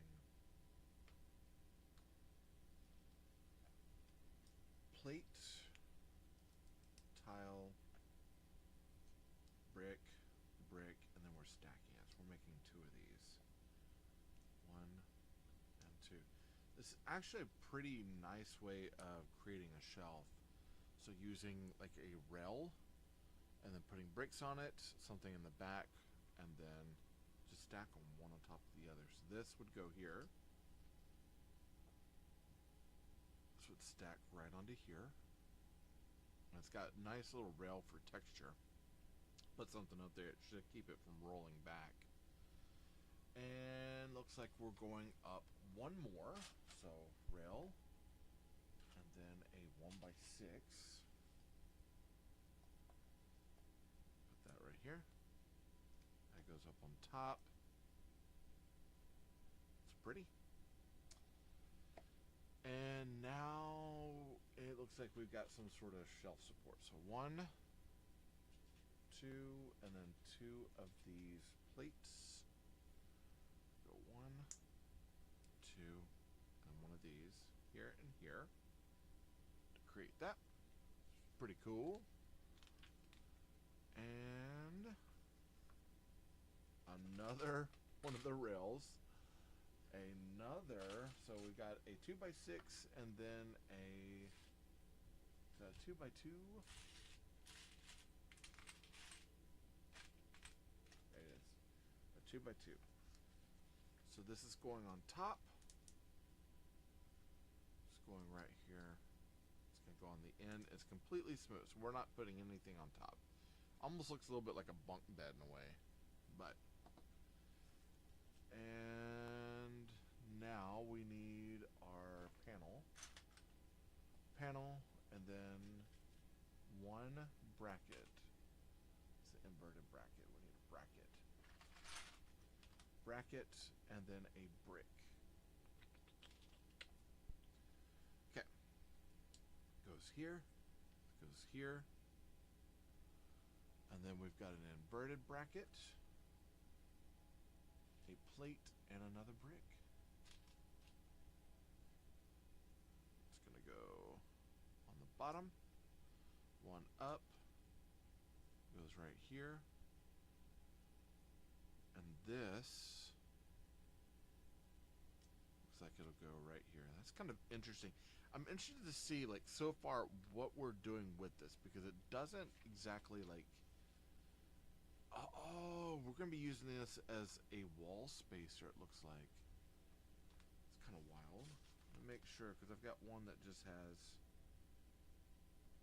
studs on it. Yeah, seems like that's what we're doing. Okay.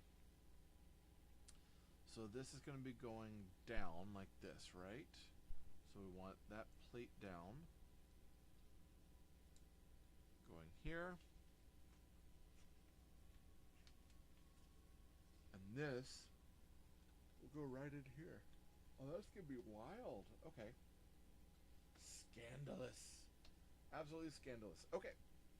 Let me pull this up and show you kind of what we've done.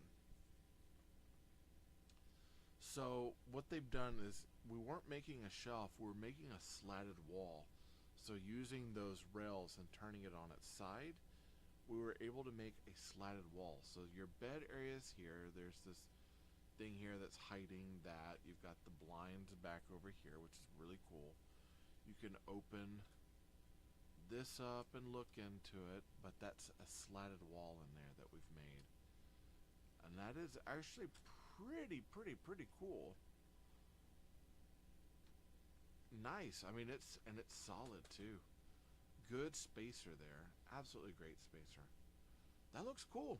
I'm quite surprised. Not something I was thinking we were gonna do, but it is something that we've done, and I feel like a better man for it. I guess I could say I'm a better man for it. Kind of weird to say, but all right. All right, so we got 1, 2 rails. Another set of rails, and this is going to be going on the outside. So let's plug it in over here. Take a look. This one goes, let's see, that one goes here.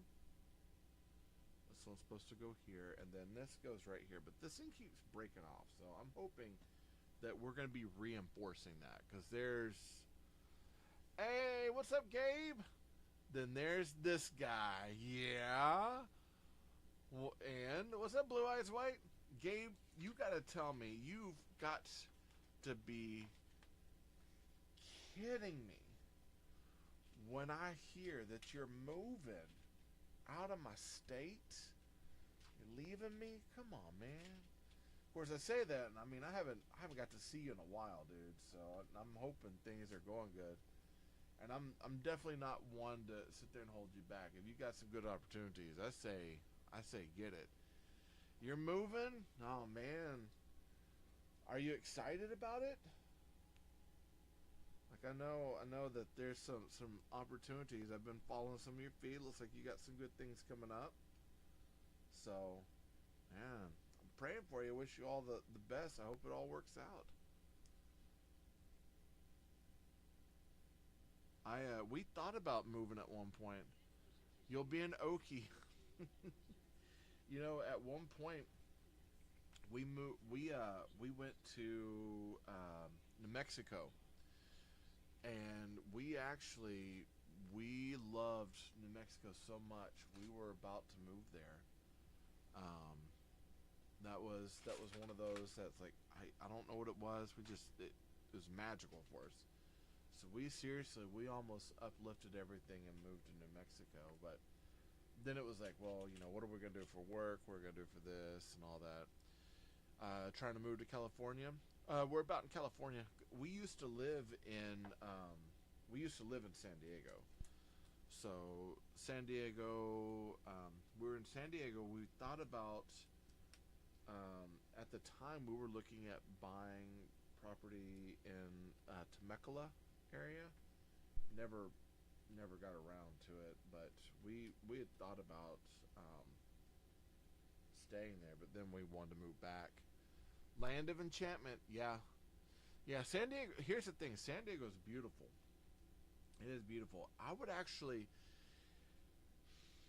say, instead of going into, if you're moving, especially if you're wanting to buy, right outside of San Diego, there's some some really nice areas there that are like Chula Vista, beautiful. I'd definitely say like I'd hit up like Chula Vista, maybe some of those areas. Definitely like San Diego's nice, and there's lots of like opportunities in San Diego to live, but I don't know. Sometimes the actual city life was too much. That not that it was too much, but it was like I just remember like constantly being interrupted by things in San Diego because there's just so much going on. And then my car was stolen twice there, so that doesn't help the situation. Yeah. Hey Vanderloo, how are you? We're gonna pop these in.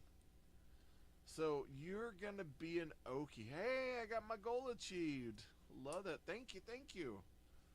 And I got a wink wink, huh? Thank you all. Um you're gonna be an Okie. Well, hey, you know what? At least Gabe, you're not too far away that if I'm like, hey, what you doing? You wanna go do a game or game day or something like that, I can always hit you up. And I mean, still, like I haven't been out that much, but I still see you online all the time. So hopefully none of that's gonna change. I feel bad because you've been around, this area where I'm at now for quite a while, and I've never even gotten out to go visit. I'm a bad friend, you know that? Very bad friend. I'm sorry. Just pissing distance, huh?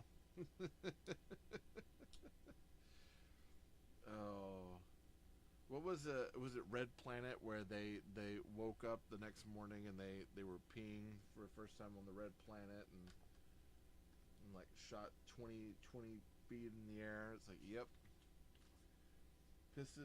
peeing distance on Mars. Not quite back door, but still close enough. All right, let's see. We got a 1x2x5, a 1x1x5, an L brick, and a 2x2 plate. Yeah, yeah.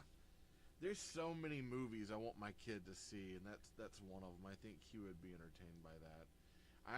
There's spacesuits from that movie Red Planet. I loved them. Like I really, really wanted to build one of those spacesuits. Okay, real quick. I'm gonna have to lift this up to do this. Yeah, I love San Diego, outdoors life, beaches, hikes. Yeah, um, the I think our beach that we fell in love with Ocean Beach. That was like our beach that we loved to go to. So we were OB fans. Anytime that we went out, that's usually where we went. So we were like, if we weren't at home, because we lived on, oh man, was it Utah Street, which was near North Park, is where we used to live. And but OC is where my girlfriend lives. So I don't really OC, okay, Orange County. We would go to OB all the time, but we were kind of landlocked there in the city, but we were near North Park, and that's actually when I started getting back into skating. Was there because there were so many skate shops, and that was like the way to travel in the area. It was just get on your board and skate. They had enough sidewalk for you to be able to do that, and so that's what I would do is I'd go and I'd skate to like the corner store, skate to the video shop back when we had video shops.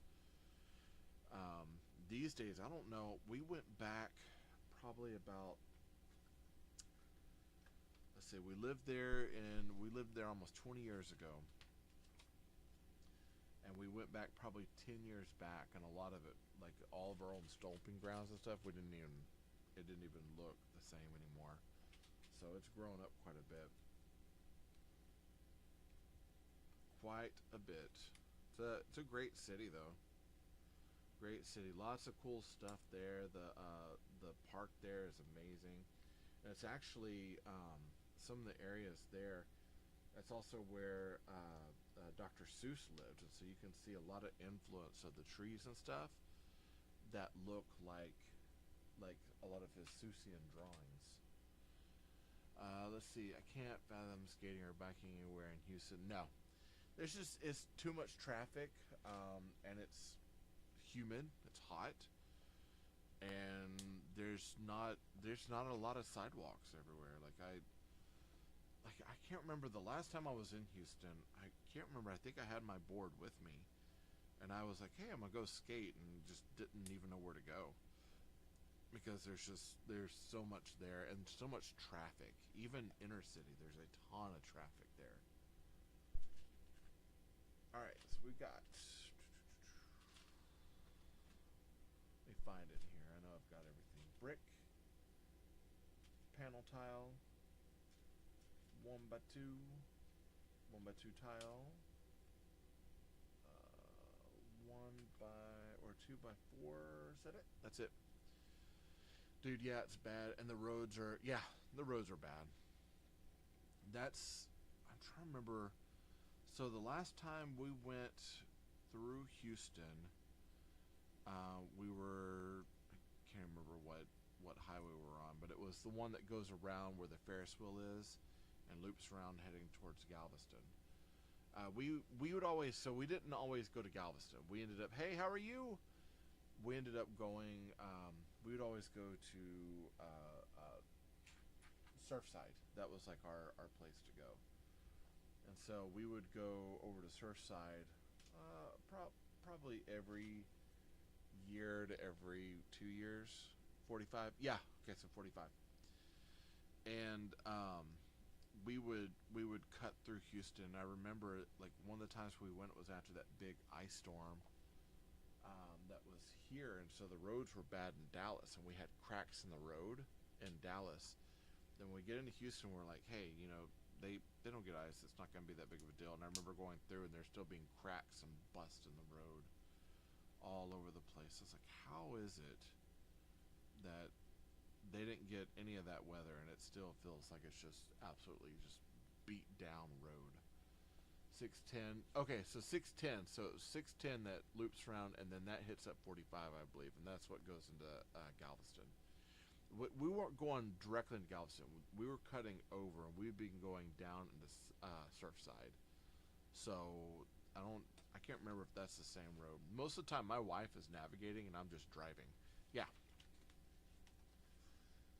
Oh yeah.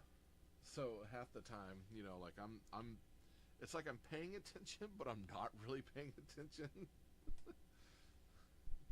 If that makes sense.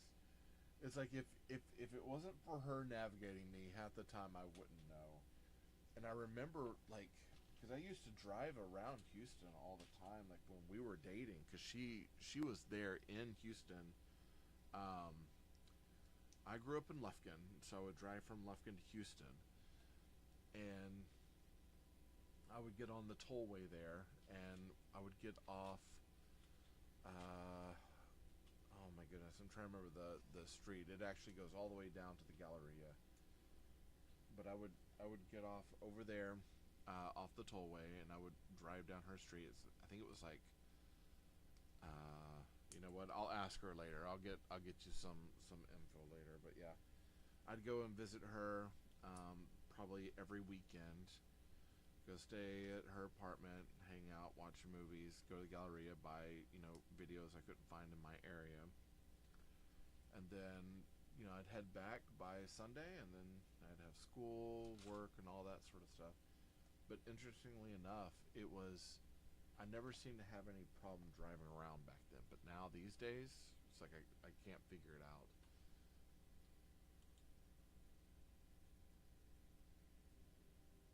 I'll pull that back. Boom. Boom.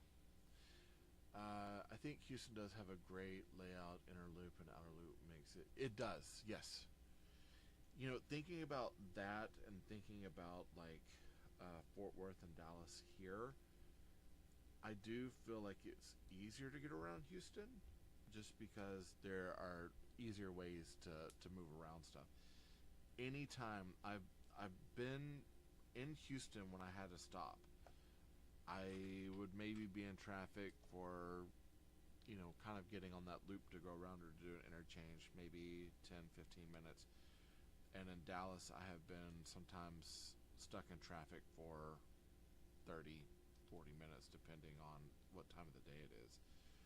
And I've found that for me, getting around Dallas, honestly, it's like we just pick and choose our times. So anytime that we can avoid, and it's like, hey, we're going to avoid this time and this time because we really don't want to get stuck in traffic, we plan everything around it. Whereas Houston, I don't feel like it's the same.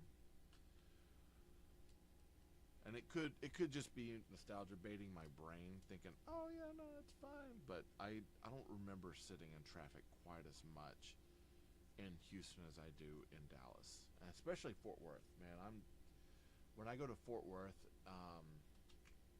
I'm on 35, I feel like I'm sitting in traffic forever. And that might just be me, I don't know. Oh, about surfing. It's AI is saying I'm having a nostalgic trip down memory lane, sharing stories about surfing in Galveston. There's not too much surfing in Galveston, but yeah, there's some there. More than anything, just bodyboarding. I think that's kind of a given quite often. All right. When we were looking at other places to move and where to retire, and we were trying to decide on if we wanted to retire here in Denton or move off, and I decided that if we did move, the Corpus Christi area would be one place, and the other would be there at Surfside. If we don't have a million people, our city would be great for driving. Yeah, I know. I mean, what's crazy is Galveston is like top 5 most visited beaches. Yeah, it is. There's a lot of history there, and I think that's what the draw is the some of the history and the ghost stuff is kind of the big draw area for Galveston. Um, and yeah, it's kind of an ongoing. Like anytime, and we don't stay in Galveston. Forever when I was a kid, we would go to Crystal Beach because I had family there. And then when we went, like my family now, we would always go to we go to Surfside. And that's kind of our area that we like to go to. But we'll go into Galveston and visit. And I like going and checking out their shops and things there. But for the most part, like we don't stay there. The last time we stayed there, we stayed in a hotel, and it just felt like I was constantly fighting to get out of the hotel onto the strip. I was like, yeah, I'm kind of done. So we decided after that if we were doing like Airbnbs or doing this or that we would always look outside. And so that's what we do. But last year, we did not go to Surfside. Normally we go every year or every 2 years, and we didn't go last year. Instead, we went to it's not Corpus, it's right outside of Corpus. It's Rockport, I believe. And I loved that place. I absolutely loved it. So we might have a new happening place that we'd like to go to. Okay. This is the most interesting way to make a tub, but we are making a spa tub. Look at that. It's kind of wild.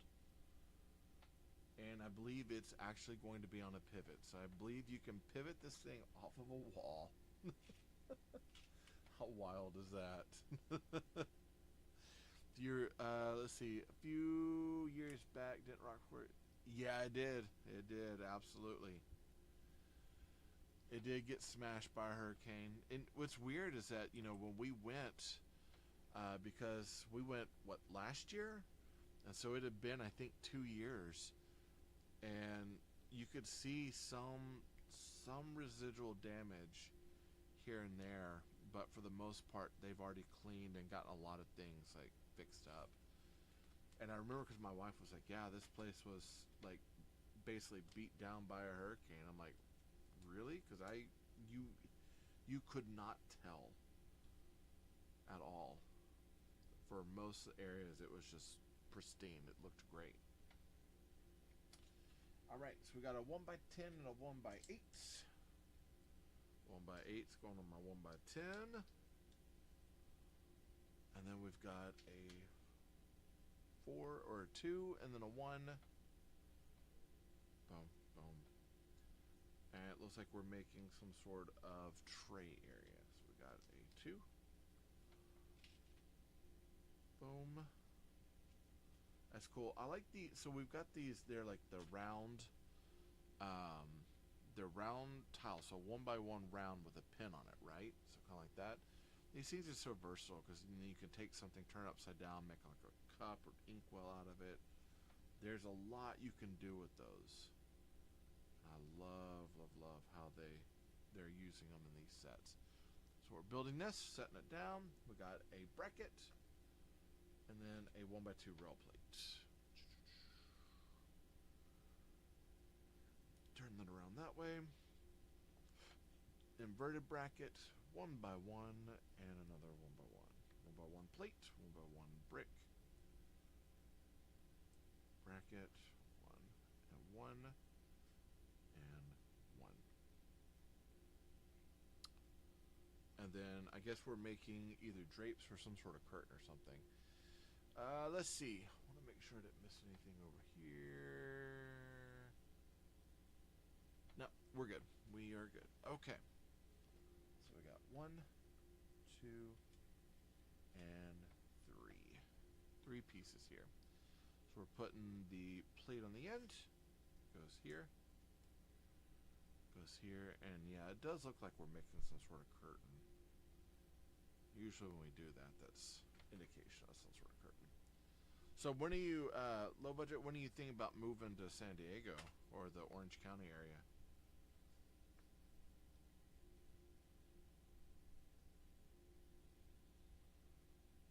And Gabe, when you're on there, when are you moving to Okie? 1x8. Boom. And then 1 right here. Okay. Man, that detail, that looks good. It's simple, but it's cute, it's quaint. As soon as I find a job, been applying, yeah. Yeah, that's usually the ruling factor is the job portion. That was one of the things, like when we were looking at New Mexico. That was one of the big things, was like, would we be able to move here? Because we don't want to move there and then it's like kind of bust. Like we don't have any options available. Like we could always find something. I mean, that's not an uncommon thing. Like we'll try to find work and do it, but it makes the move and the stress of moving so much easier if you have all that stuff set up. So even with the move, are you still looking at doing your thing? Any callbacks I get feels like they get uninterested when they find out I live in Houston. So interestingly enough, when I lived in San Diego, so I have a background in film and video editing. That was like sequential storytelling, video editing. That was like my jam. That's what I did. And when I lived there, I probably went to, I don't know how many production houses there. I didn't want to live and work in LA. If I could avoid it, I tried to stay out of LA. I'm gone, but that was not like a place I wanted to go. And so there's many production houses there in San Diego that I applied at, and I kept getting like no, like I'd get callbacks, but then I was uninterested. I might get this here, I might get this, but it was never anything that felt like I was getting anywhere with finding editing jobs.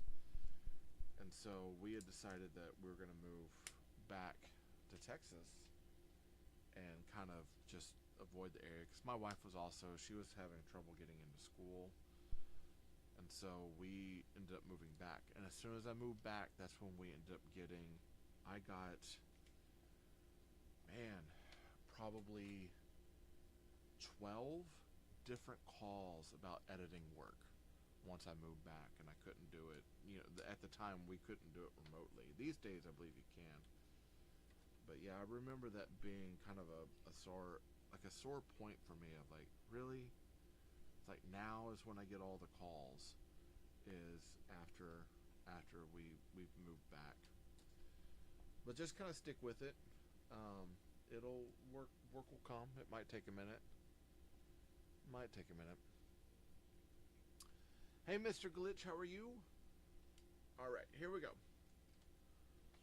Man, this is wild. Okay, so we're about to put this on this base here. I'm going to kind of show you this real quick. This is gorgeous. So one thing I noticed, this frame for these doors, that's a little tight. And the handles being on the outside, like it doesn't want to clear that. I might move that around and move it maybe over here instead. Yeah, it's kind of tight the way it fits in there too, so I might have to take that out and like kind of readjust it, but it does kind of lock into place. And then you've got the glass portion that we built there, so you can see down to the bottom. You've got the bed pallet over here. These fold down so you can open up the side and look in. But then you also do have that secondary where you can open this up and have access to the tub. So if you want to put her in there, step her up into the spa area, you could do that as well. So it does open on both sides, take off, and have this space to play. It's tight in there. Like, don't get me wrong, it's very tight. But it looks really cool. That doesn't necessarily want to fit the way I was thinking it would.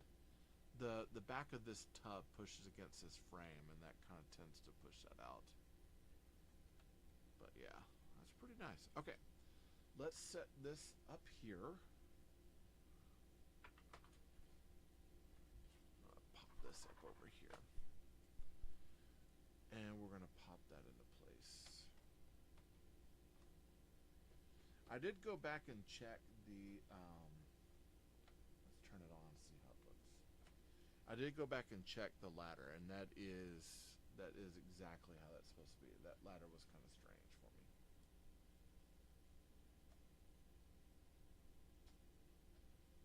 Press that in. There we go. It says, hopefully about a few Lego store jobs I applied for. Ooh, in San Diego? That would actually be pretty cool. You know, I've thought about it. That'd be kind of... The thing is, I think that'd be interesting to work at a Lego store. But I think that for me, that would be incredibly dangerous for me to work at a Lego store. And I say that because... And it's definitely one of those where it's like, know thyself, you know, because I remember when I was really big into art, and I was doing a lot of artwork, and I worked at Michael's, I was constantly using my paycheck to buy art supplies.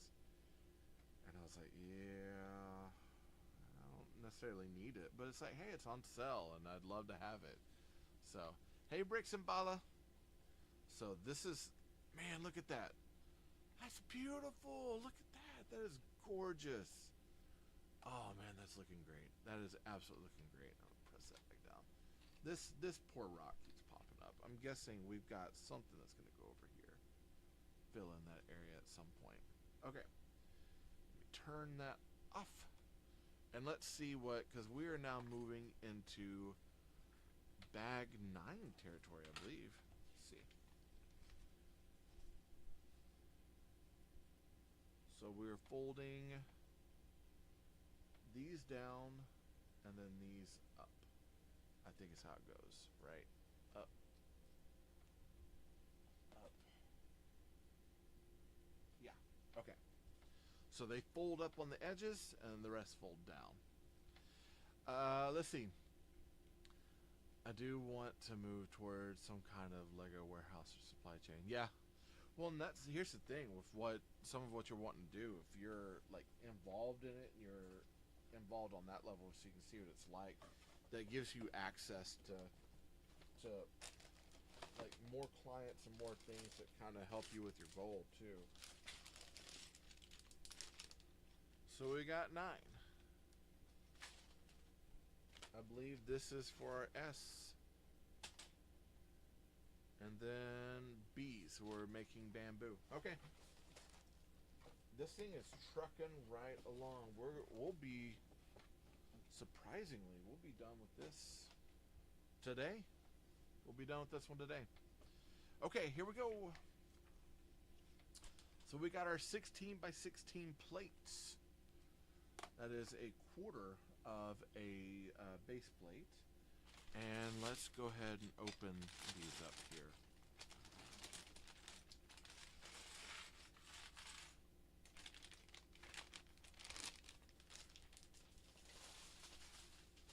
And we need a 1 by 8. So that's not half of it. That's not half. What's that? 1 by 8 right here. Okay, I'm going to flip that over. Let's go on right in here. Let me go ahead and open this up too. I've got some extra pieces left over. I was kind of wondering, I was like, why do I have so many of these extra pieces left over? And I realized that one of the things Lumibricks is starting to do is they're giving you extra pieces that allow you to change the brick or to change the setup. So if you don't want to put lights in it, you don't have to. And you can just switch a part out so you can change one part for another. I like that they're doing that. It leaves you with a lot of extras, and you think that you're doing something wrong, but the fact is that they are putting that in there, so you have that option to basically have it to where you can not have lights or have lights. And these things look good with or without them. So that's a solid building company. Okay, so 4. We've got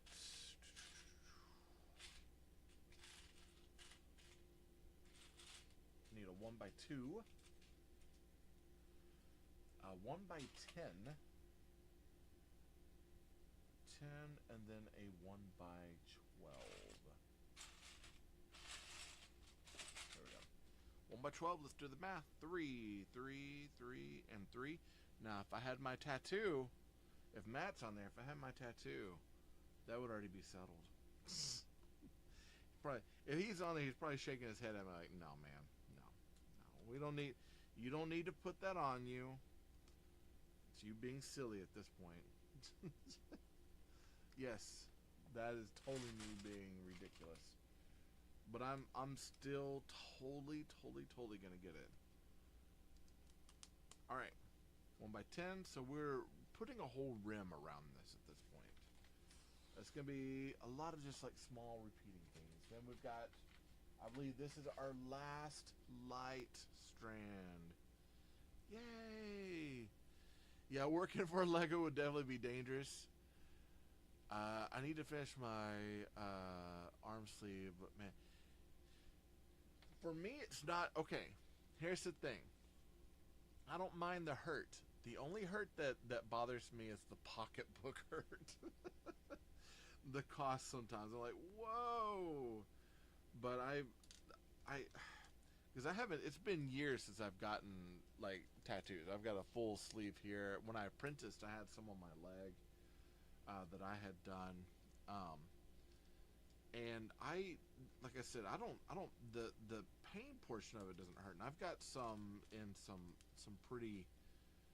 I've got like this goes all the way up the area around like my underarm right there. That hurt quite a bit. And then like around like the around the elbow, that hurt quite a bit. But other than that, like it, you know, I kind of zone out and just like kind of like keep it going sort of thing. But the aftermath of going through like that part hurts. And I could imagine my leg didn't hurt, but man, I bet you yeah. chest and ribs. Yes, I've heard. Now I don't have my chest and I don't have my ribs, but I've heard absolutely both of those are just killers when it comes to just sitting there. Like that is, I've heard ribs are super painful. Man, oh man, oh man. So you're tough, man. If you've gotten ribs done, then you're tough. I could imagine though after that not wanting to get any more because of the pain for that one. Oof. Most of them I keep on my arm though. Like I prefer like my I prefer like just more the arm tattoos. Though I would get chest done if I could. Well, chest wasn't crazy, but it was around the nipple area. Yeah, that's super sensitive. That is super sensitive. Yikes. Yikes. So I'm guessing then you've got a full, you probably have what, full chest and everything at this point? If you've got full chest and ribs and you've got some bigger pieces on you. I just have arm and some on my leg. And that was, arms fine except for around the armpit. That was where I struggled with it. Like I remember it hurt near the armpit. Yeah, that's where like the back of this arm on the back, that was near the armpit, and I remember that one hurting quite a bit. And he had to slow it down too, so every single stroke felt like it felt like murder. He slowed down because there was some line work that he wanted to make sure was done correctly, so he had to slow it down to really kind of pinpoint them. And that was painful. All right, so we got 1, 2, 3, 4 of these 1x3s, and then it looks like 4 of these 1x3 jumper plates. 1, 2, 3, and 4. And then we've got these really cool 1x1. Well, it's actually a 1x2 plate with clip. It's not something you see with Lego very often. Sorry, Big L, you lost out on that one. Let's see. Yeah, on my chest, from elbows completely filled on my left side, not on your right side. Have Atlas, Parthenon. Dude, that's cool. So you got a whole Greek setup on you. Dude, that is slick. I want to see pics of that, man. I bet you that is like top notch too. Probably looks super super cool. Have you posted it, pictures of it yet on online, or? Because I'm kind of wondering about that. Hey Carla, how are you? That'd be kind of cool. Yeah, at one point I actually thought about getting on this arm over here. I thought about getting a breakdown of the whole Bible. So it was going to be, hold on, I'll kind of show you. I had started designing it at one point, but it was going to be the book, and then it was going to be like some areas with like planets, some dinosaurs, and then it was going to go into like first man, Abel, Cain, into the Exodus, into the tabernacle, into, I think there was going to have Elijah and Elisha, and then up into the cross was going to be up here, but it was going to be over here. It was like the birth with the star and the oh my goodness, like the birth of Jesus. Like now it's going to have that whole thing. It was going to be the great book, like where the Exodus was, it's the pyramids, and it was going to be over here. It was like wrapped into like the waves, like the ocean breaking. Then my leg is space shuttle, and then UFOs hovering over a house. That's cool. That is cool. Hey, Bobby, how are you? So, did you ever watch that movie? What was it? It was called, I think, The Fourth Kind or The Fifth Kind. It was like the thing. It had Mila Jovovich in it, and it was supposed to be the pseudo documentary. I always wondered because that was. I remember watching that in the theater. I think I was with my dad. We went and watched it, and I remember it's kind of like, wow, that's kind of wild that they have all that footage, and then kind of found out or realized that it wasn't exactly real. But I've always wondered like how real that story is, and I've heard conflicting stories about whether it has any validity or not. And I think for the most part it does not carry any validity. But I like that imagery of the UFO over like the house. I think that's kind of cool.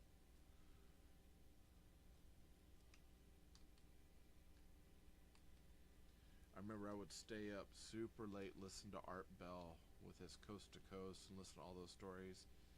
And then for a long time, I was also listening to, was it Paranormal Mysteries, with letters that people had written in all the time.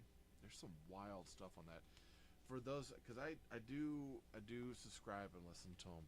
For people who have not heard Paranormal Mysteries, man, there is some wild stuff that people have written in. There was one story. So we were actually going to Surfside when my kid and I, and then one of our friends' kid was with us, and we were listening to all these podcasts. And there was one about a Scottish man that caught a couple of it's like a couple of creatures trying to cut his shadow away from him. So much is crazy. Aliens have to exist. There's no way there's not life on other planets.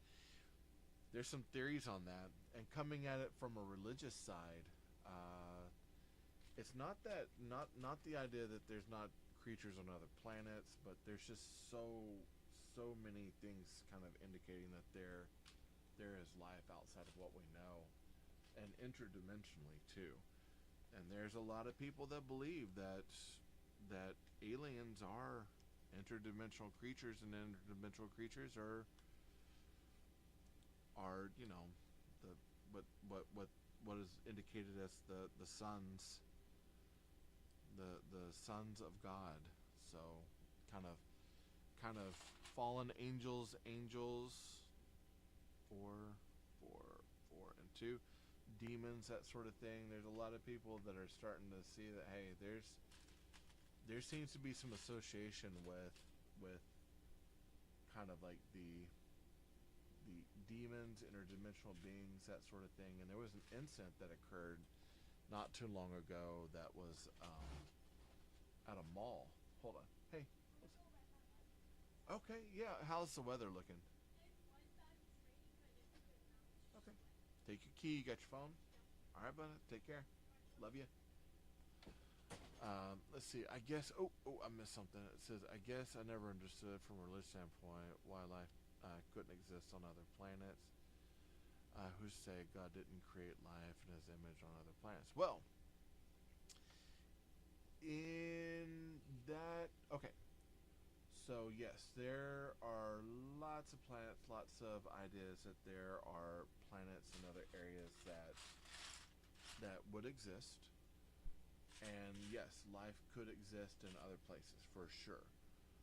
But when we look at life, we like to look at life based on us. And I think that we are unique here because, as the religious aspect of it, of how you put it, is that we are created in God's image. Not that we are created to look like God, but we're created in His image, in the image of having free will, having that ability to be righteous, having that ability to be good and to be holy.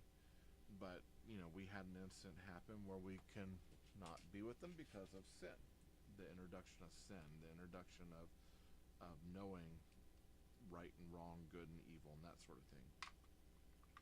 So in that case, we are unique to here. And if you start looking at stories about, well, if we lived on other planets, what would we look like? And how would we survive? And how would we adapt? And it's like, if we were on this one planet, we would have, our bodies would squat. We would be, would be different in that we would have, like, gills, and we'd have this. I think it was like looking at Titan, right? It's like, yeah. Or Europa was one of the other ones. And we wouldn't have eyes. We would have, this sensory membrane, and we would have this, and our bodies would be constructed out of this in order to, like, kind of hold the pressure. And so in those things, it's like, yeah, like, you could go to see other places and things, but we couldn't live anywhere else just because we don't have that ability. We're not made for that. We're made for here. Not religious, so I like to learn and respect your beliefs and opinions. It's always cool to learn. Oh yeah. Well, and I would say in that case, because I do love science very, very much.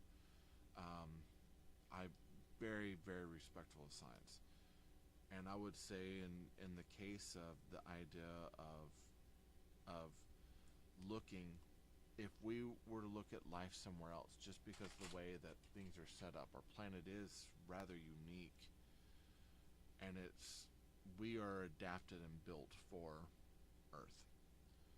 And so if you were to go outside of that, life in other areas is not going to be necessarily what you think. And I do believe that there's been life on Mars. We've already seen indicators to show that. I do believe that there was, civilization things before us. And those civilizations and things, could have been what the angels had. And the angels, I don't think, are necessarily what we think that they are. I think there's a lot of things that are written that we're not meant to understand, and we're not meant to understand it because that's not our job. It'd be cool to know, but yeah, we don't always need to know. Some of the old world gods, what people are calling the Anunnaki, and when you look at the ancient alien stuff, that's like kind of ties back to what you could think of as angels as well. If right and wrong didn't exist before sin, why was man punished for Eve eating apple?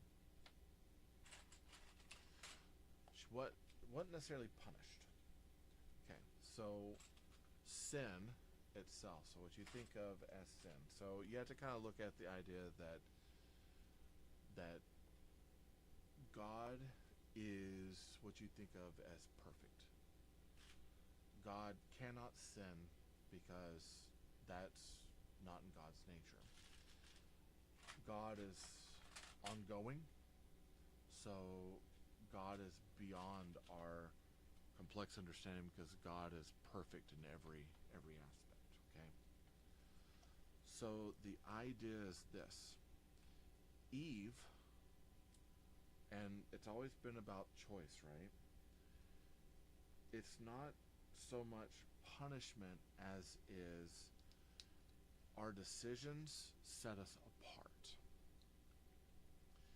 It doesn't want us to go away, but we can't be with God if we're not righteous like God. Okay? Kind of like the idea when you get into Exodus, Leviticus, Numbers, and you're looking at the stories of Moses and them in the tabernacle. And there was a routine that people had to do. They had to go and they had to clean and get themselves right and set and ready to go into the tabernacle. And if they weren't, they could never look on the face of God. You couldn't look on the face of God because God is this all-powerful being, he's the creator. We wouldn't understand it. And so in order to be in the presence of, we had to be righteous ourselves and ready. So the idea is that when Eve sinned, when she was tricked, okay, the idea was that she was tricked into sinning not because the idea was that she would. She was given the choice, It was more the idea that once she chose to go against God's will, what he asked of us, once she chose, and that's been the thing, is that we have this free will. Once you choose to go against that, you could no longer be in the presence of God. And that meant not being in the presence of God meant death. So death came upon the world, came upon paradise, came upon everything because of this one decision. Now, does that mean that we don't have redemption? No, we have redemption. And if you know your book, redemption's done in the framing of Christ. Christ as God came down to earth, lived a perfect life, lived basically be the sacrificial lamb for us. When you think of the stories of Abraham going to sacrifice his son, and the angel said, no, stop, we got you covered. We see that you're a great man of God. You're willing to follow directions no matter what. Instead, we're going to give you the alternative. The alternative was the ram that was caught in the bush. And that ram became the sacrifice to basically appease God for the sins that man have. That sin is not necessarily, again, a thing that is wrong. Sin itself means to miss the mark. We miss the mark of being righteous to be with God. So the sacrifices were things that were put in a place for us to be, on some level, able not to look upon the face of God, but to be in God's presence. And then all that changed when Jesus died on the cross, became the ultimate sin bearer for everybody. And so that's where that story goes. So Eve, it's not that she was being punished. It's more like, because of that decision, she could no longer be, and they could no longer be in the presence of God. Because if you go back to the story and you read, God walked with them in Eden. He walked with them in the shade and the cool. He was with them. And then once they chose death, once they chose to go against God's will, they could no longer be in his presence. And so because of that, and they could no longer be in their presence, they could no longer be in the Garden of Eden, because that meant that death was stained upon them. And that meant that they could not be in a place of righteousness. And so because of that, they were exiled out. They lost where Eden was. Eden's still around. They lost where Eden was. It was guarded by the flaming sword and the angels, and they blocked the way so that no one could be in there until they were righteous again. And so Eden and the garden and all that will come back at some point, as stated, just that we can't be there now. So that's why we have so much strife and pain and stuff now, because we know and we understand, what evil looks like, because we understand what death looks like. And I think that's the key thing, because before, nothing died. Then after, there was death. Death was introduced. And death is the killing of the spirits, the killing of everything. And that is no longer righteous. Because if you think of God as being life and everlasting life, death and marking ourselves as mortals takes that away.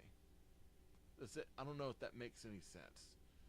If that's it's not necessarily a punishment. It just means that we could no longer no longer walk with God. We weren't righteous to be with him. And so it's through the sacrifice of Christ that we can have the Holy Spirit with us. The Spirit of Christ, after he died, can walk with us. So that's like a spirit that now can be with us, even in our state. I see, I don't know, it's always hard for me to wrap my head around, hard to believe. I wish. Hey, anytime you want to talk about it, let me know. I've never been one to force or pressure anyone into it. When people ask, I'll tell them what I believe. If it's something that you want to explore, hit me up. I'm always willing to talk. It's hard. It's a hard concept. It's a hard concept. Even for me at first, it was a hard concept for me to understand. Still to this day, there's still aspects of it that I'm like, okay, and I had to go back and I had to study and I had to like try to understand. But the more I involve myself, the more I understand. Does that make sense? Isaiah had written, for the downfall of my nation will be for the lack of knowledge. And so for me, when I feel that I am lacking in knowledge, I go and I seek understanding, so that way I can, the more I learn and I understand, I think the more I kind of get the bigger picture. But it takes a lot of study sometimes, and sometimes takes like sitting with others, and there are others that are more qualified to talk about it than I am, for sure, because I don't know it all. Love to learn. Hey, like any time that you hit me up, if you've got a question and you want to know something, I'll do my best. Even if I don't know the answer, I'll find someone that does. I'm always willing to help out on that, for sure. And I say that because I wouldn't learn if I didn't have someone helping me too at times. So, yeah. I love it. AI's like, explain the story of the fall of man and the concept of sin. Yeah, pretty much. Hey, it got that one right instead of surfing in Galveston. Oh, man. All right, so we are, man, this, I'm going to go ahead and tell you, this is looking good. Look at this. Like, this thing is actually pinned down. I guess we could put stuff in there. But, man, it's going to be a full roof. This thing is going to look gorgeous when it's done. I'm going to set it up there for right now, though. Pop that up there. All right, and looks like we are making another one of these. So it looks like we're going to be linking these together. This is going to be cool.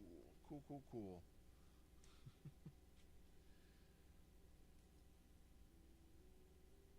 That one's, let's see. That one's that one. We got this one, so we need two of these linked plates. This is where, and I love that we've got the repetitiveness part. I know some people that drives them crazy, right? Repetitiveness of building. But sometimes I can find just absolute like joy and some of the repetitiveness, because it's like, hey, I'm on a track, I'm just doing this, I'm kind of putting it together and getting it done.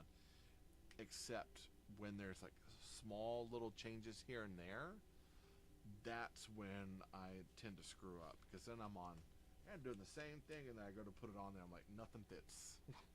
Why does nothing fit? All right, so we're rocking this forward kind of like this, and that's gonna pin one into here. Oh, that's gorgeous. Look at that. And that little pin pops up and almost looks like it holds that into place. Man.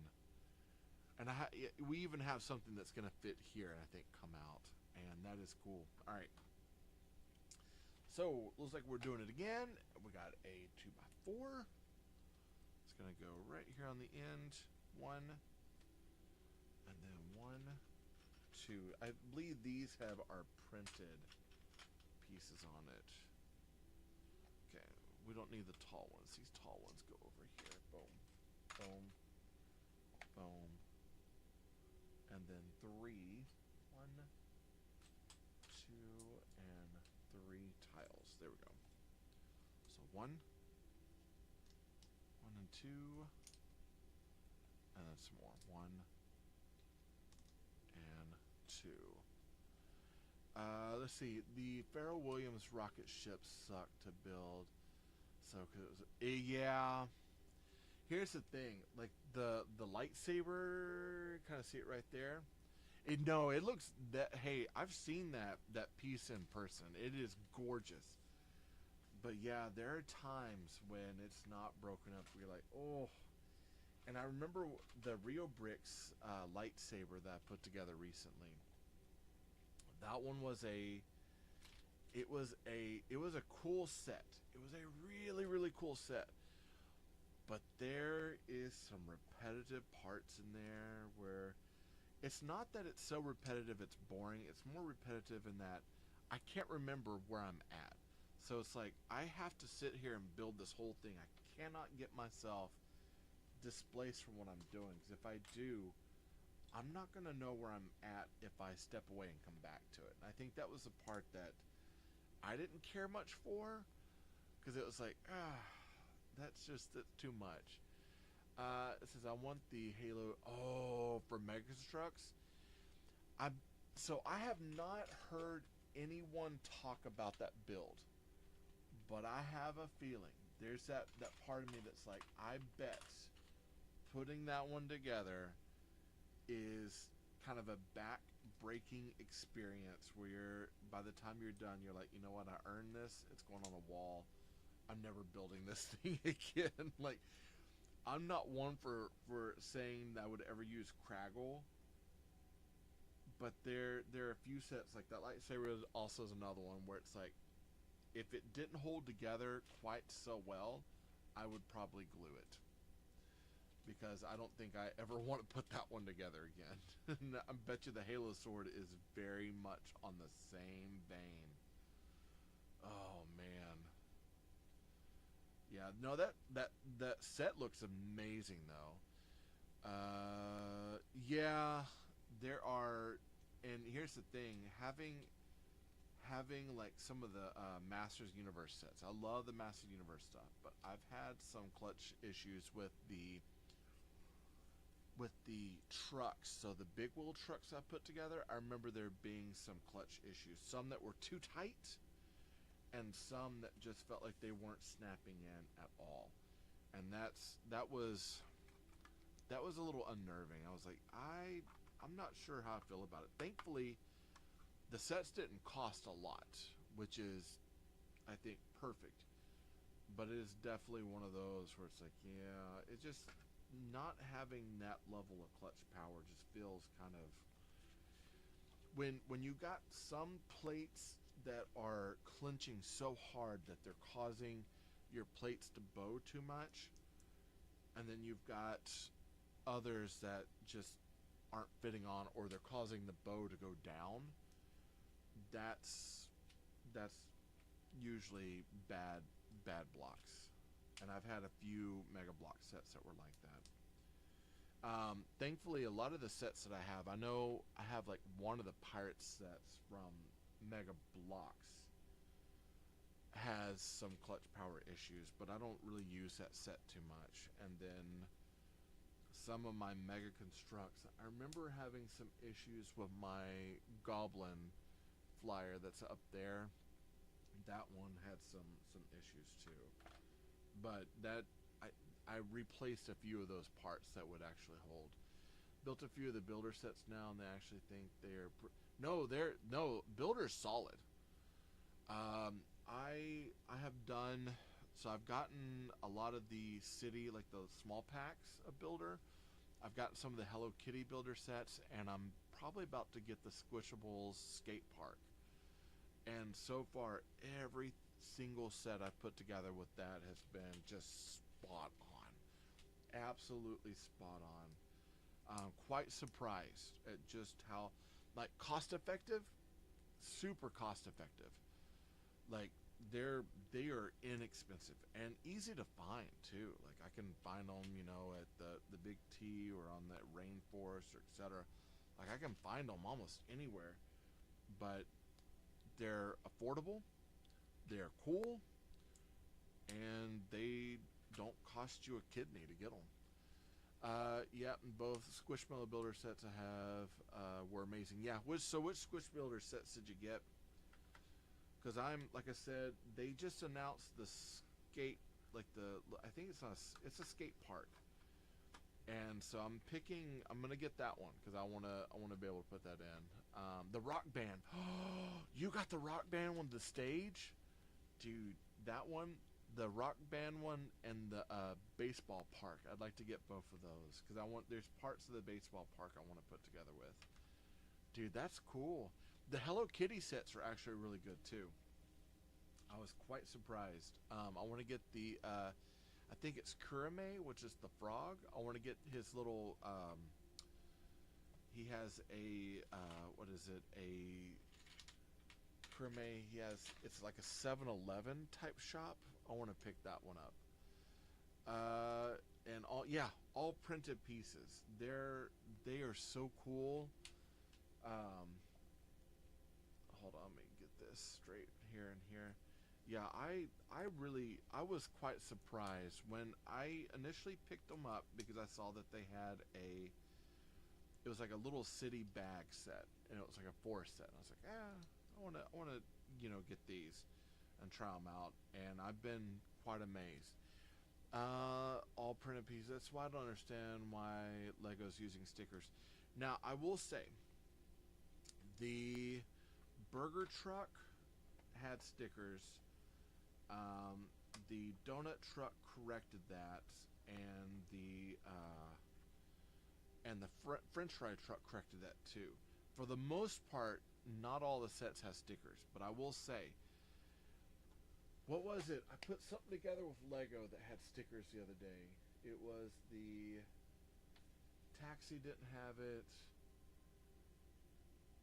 Not the Mando set. There was something I did from Lego that had stickers. I can't remember. Not all the sets do. Oh, the time machine. The time machine had printed pieces, which I thought was like phenomenal. But then it had the plutonium counter was like a sticker, and then like the Nissan Skyline I put together. I was like, I really enjoyed that build, and I was like, there's a couple pieces that had printing on it, and then everything else was sticker, and it was a huge sticker sheet. And I was like, why do these have stickers? Like, some have stickers and some don't, and these other companies are able to do UV prints on their tiles, and it doesn't cost them anything. Like, I know Kata, I think, is the same. They've got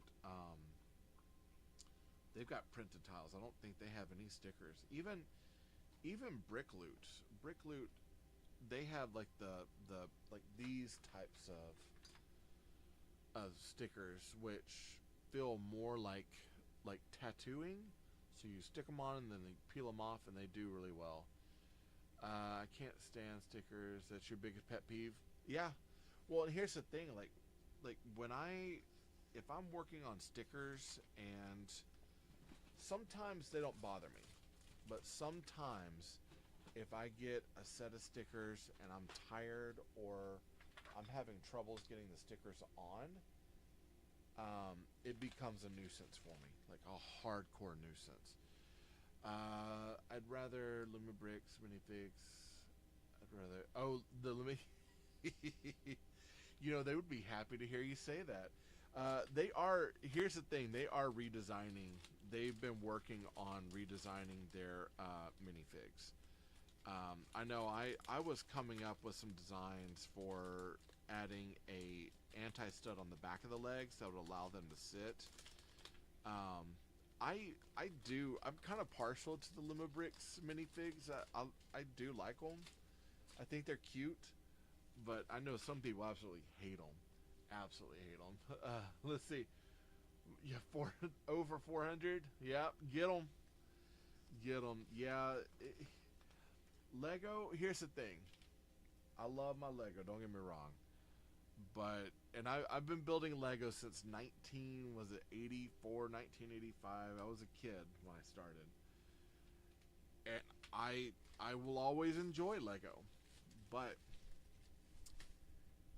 here lately, there's been some companies that have been giving them a run for their money, and they should be highly concerned right now about making sure that people are getting replacement parts, that they are not causing issues, that they're staying out of the mainstream of being in a bad spot or making really poor decisions. They need to be making sure that they're making things cost effective and available for everyone, because they've got some competitors. Dream Sets has these really tiny figs that are pretty cool. Yeah, and I know Lego has used them also for like the mini city builds, which is kind of cool. And I believe the little mini figs that became the basis for the baby minifigs as well, which I think is awesome. I love that aspect. Dreams, I still need to get the I got, I think it's Connor's Dream Jet, and I was gonna rebuild that into a cyberpunk jet to put in the city. And then I still want to get the narwhal balloon. That's another one that I'm kind of after. But some of those sets are like, they are just downright some of the coolest builds. And I love the minifigures they have for those. They're really, really, really tight. I dig the look of a lot of the characters and the bright colors and like some of the crazy sort of wild look about it. Like, I really like the Dream stuff. That's all we got on that bamboo. And that one will go on to this. Let's flip this around. And let's see. I'm going to pop this off real quick. Pop, pop. It's like they don't have us having it all put together, and then they do. This will go right here. There we go. All right, I'm going to move some things around real quick. So this goes out that way. That goes out this way. So kind of go that way. Let's go this way. All right. And then I'm going to keep that out because it looks like we're making one more. Yeah, the unique colors are what, yeah. And yeah, no, there's some really cool build techniques that I found with the Dream sets. I don't feel like they put quite enough energy into the Dreams. I know I tried. It took forever to find that there was even a show. And when I found it, I was like, oh, okay, that's kind of cool. And then the show felt kind of loose. Like, I didn't understand a lot of the storytelling. And I know that they were using that as a kind of a launching point to get more, I think, kids involved in the story aspect of it. But just the fact that they are such cool builds, I think the problem that I had with it is that it became a difficult thing to find sets, some smaller sets that applied with things that I wanted to do that were also affordable. There were a few sets that I really liked, but then they would be $70 out of range, and that kind of got old. Hold on, I'm gonna set this real quick, and I saw what you wrote, so I want to see what you wrote. Okay, let's see. Oh, I bought a knockoff Lego Game Boy. Curious to see how quality. Nice. What'd you get it on? You can do our code. Aloha. Hey, how are you? Do you have extra boxing club for sale? I do not. The Lumibricks boxing club. I don't have the boxing club yet.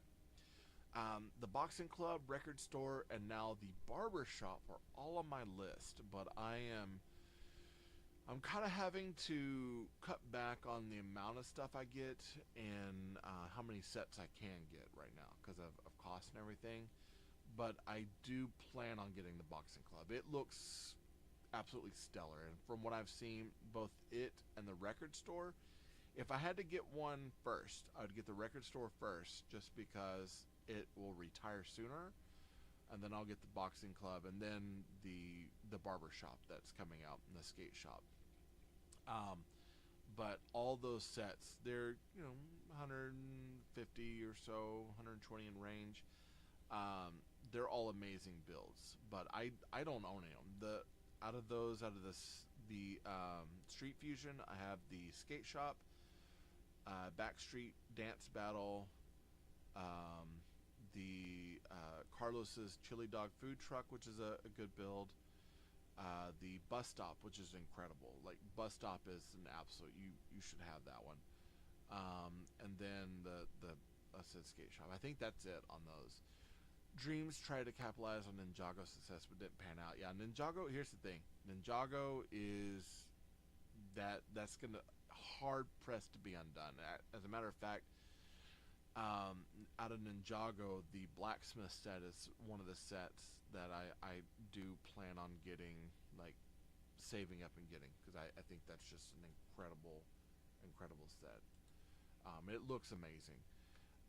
Let's see. I did. Hold on, let me skip that. I did the Izakaya and Record Store, both awesome sets. Yeah. Oh, and that Izakaya, I don't have the Izakaya, but that is also on my list. TikTok one, yeah. Scooby-Doo said I posted was also from the. Okay, yeah, I know who you're talking about. Then, yep, I know who you're talking about. I got I think it was like, I picked up the the little blaster thing from I think it was that same shop, and I was like, yeah, it's kind of cool. It doesn't work quite as well as some of the posts make it seem like it works. Not at all. I'll do a video of it here pretty soon. I have not reviewed it. I'm still, there's parts of me that are still trying to get it to work correctly. So I'm like, well, I don't know how I would do that just yet. It seems like I have these two backwards, so I'll do it like this. I'm gonna move some things around, kind of cross it like that. Okay, there we go. So that's our bamboo force, which is pretty cool. Let's see. So no, I was gonna go back. So animal. So which one did you like more? Did you like the record shop or the Izakaya? Because I've heard on both ends that they kind of compete with being. I've heard the record store is probably the best build set so far, but I know the Izakaya has gotten a lot of like really kind of grand. A lot of people have talked beautifully about the Izakaya. I know that one's kind of a favorite among a lot of people. Let me press that in. It's here. This one, surprisingly, because this is the bamboo house for the retro, and surprisingly, this has been an incredible build. There's a few tension pieces here and there that I might have to like rebuild and move and kind of change, but all in all, like this has been a pretty awesome looking set. Let's see, what did I knock off? Okay, where did that go? That goes right over here, I believe. Yes, no, maybe so. We go like that. Whoops.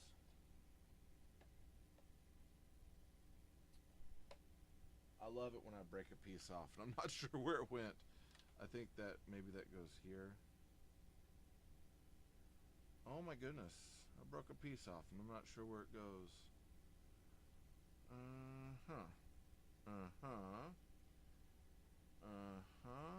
think it goes right there. There it goes. Yeah, that feels right. Oh, man. Oh. Sometimes when these builds get to a certain size, and it's like, man, this is becoming cumbersome to move or to play with and enjoy. Man, look at that. Isn't that pretty? Oh, that's so gorgeous. All right. Let's see. Izakaya was first, but the record store shop was my second, and you loved them both equally. Yeah. I'm hooked on Lumibricks. I ordered 5 more sets. That's awesome. I think this might be my 30th set. I've got quite a bit. My biggest set was the Midnight Haunted Mansion. That's probably my biggest set. After that, the biggest set from there was the Traveling Circus. That one was a huge set. That one took me about 3 days. This one it probably is my 3rd biggest set. It's been a good build. This has been a very good build. The Sequoia Bandit was pretty good. The Sheriff Station was actually really good. I enjoyed that one. I have a lot of the Old West stuff. Yeah, so the Haunted Mansion. I know. Okay, so there are especially for some people who are religious, the Haunted Mansion became kind of a big one. Some people did not want to get it because they were saying it was a they're saying that there's a oh my goodness, what's it called, a pentagram upstairs. So there's like an area where you take off the roof, and there is a what do you call it, a sacrificial area or whatever. It's not, yeah, it is sold out, and I actually haven't seen it come back. So I got mine.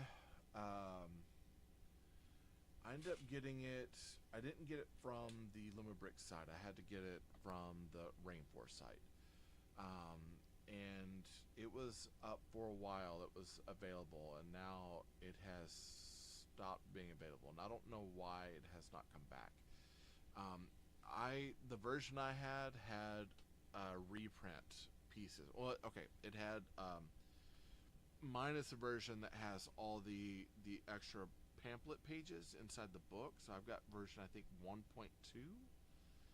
But I have not seen that one come back in a while, and I'm kind of wondering what's going on, because usually, like, they'll get that stuff out like within a month or so, like after it's sold out, and it has not come back. That one was a cool set to build. It's massive. It is massive. The box for it was massive. The build, I think that one took me about four live sessions, and I will do 3 to 4 hour live sessions on Saturdays, right? And that one took the entire month to get through, a month and a little bit over, because there was so much. And wanted to say that there was like one floor I built on its own, so I skipped one bag to build one bag, and it was still 4 days. There was a lot to it. I was very surprised at just how much there was.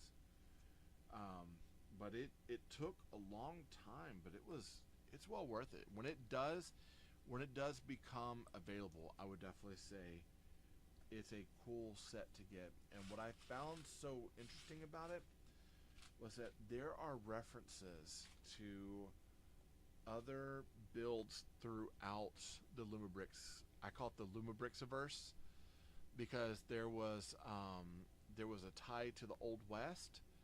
There was a tie to something, I think, that shows up later in the lighthouse. There's some cool storytelling in there. The record shop has so many printed pieces. Yeah, I've heard. I mean, so far I wanted to say the toy store, I think, has the most printed pieces. Record store is the second place with the most printed pieces. It's like 40, 50 printed pieces in there. Kind of insane. There's quite a bit to it. Yeah, the record store is definitely that one's on my list. It is on my list. It is one that I'll eventually, usually what happens is around the holidays, heading into, so my birthday is around October, right? So usually I will get money, or when I go to donate blood, stuff like that, I get rewards for things. I'll use that money for donating and getting some extra scratch, selling things. I'll use that towards getting sets. Record store is highly recommended. Yeah, and that's one of those, looking at the way that's built, I definitely want it. I have a feeling that that'll be one that my wife would love to look at, because we have a record store that has an upstairs, downstairs apartment. It's an old opera house, and it's got a balcony. It's got all sorts of stuff, and it's full of books and records and just really cool stuff. And when we get the chance, we like to go there, and we could spend hours in that place. And the record store, the Lumibricks build reminds us a little bit of that place. Not the same color, but the way that they've done certain floors, and the way that they've done certain record pieces in there, it looks like it. Record stores, it's got a recording studio. Now the recording studio, that part is the part that I would look forward to putting together, because you know, having done like having like when I went to school, I went for radio, television, and film, and so I've worked in areas of the industry where we have worked in sound booths and recording areas, and have built soundtracks for various things, and had to have, like, you know, the kind of the recording booth stuff. I actually at one point worked with and it was all contract, so it was like quick in and out stuff, but we worked with a guy that built soundtracks for things, and so we had a full room that had like the door and all the panels for mixing stuff. So it was really cool. It was very, very cool. Hey, 420 Wildfire, how are you? And so like that part, like anytime I can build a set that reminds me of something that I enjoyed doing. So like for me, the skate shop, I always wanted to work in a skate shop, and I remember when I was younger, that was like one of my favorite places to go. Where I grew up was this one little skate shop in my hometown, and so I'd go and I would, you know, build my own board and, you know, do my grip tape there and all that, and change out wheels, bearings, things like that. It was in a mall, but I always wanted to work there and I never could. So for me, when I was able to get the skate shop and put it together, I just had so many flashbacks and memories of being young again. You'll love it. I do need to get it for it, and that's the thing. Is like when I do get the money. So when I get the money and I'm able to buy a set, that's out of the list. So between record, boxing, skate park, and the new barber shop, the record store will probably be at the top of my list of ones to get, because I know that that'll be the first one out the door. I think not next year, but the following year. I think it'll be retiring. I used to the sets, the way they retire, because I know at one point I got the carpentry van, and I knew it was retiring, and I think I got it in a newsletter from them. Is that they were saying, yeah, it's going to be going because it's one of the older sets. So when I got the carpentry van, I got it like 3 months before it retired, and it was gone. Yeah, yeah. So for me, like if I am gonna get the record store, it'll be probably before summer hits, if I can, because I have a feeling that it'll be probably by winter of this next year. I think it'll be hitting that area of retirement. And like I said, I have their newsletter, so anytime that stuff comes up, I usually I'll be able to look and tell what's gonna go. And actually, maybe that's something I should start doing. Is that anytime I know that there are things that are gonna retire, I should be making posts about it. Yeah, you know, here's the thing. I was not into modulars. I mean, kind of. I kind of into modulars, but not on this level. So before I started doing Lumibricks, I was also getting Mold King. So I have some Mold King modulars, but they're not on the level of Lumibricks. You know, they're closed in. They separate, and they're, you know, you can fit them to a Mills plate, etc. Like it feels like they're okay. And actually, my harbor stuff that I have over there, most of that is Mold King, and they're, you know, they're not bad. They're not bad. They're not the best thing. Let's see, I think I did this. Did I do this wrong? I did. I did this upside down. Mold King it's okay. But for me, when I started building the modular sets for Lumi, that's when my eyes were opened up. I'm like, wow. So this is what this is what model making and brick building can be like.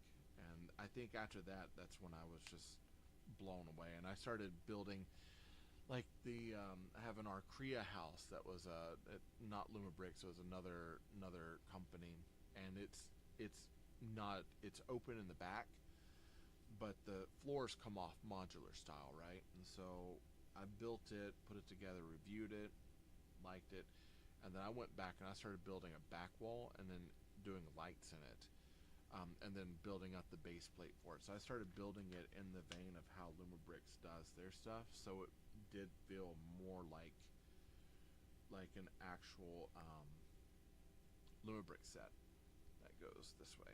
Yes. Okay. That pops in here.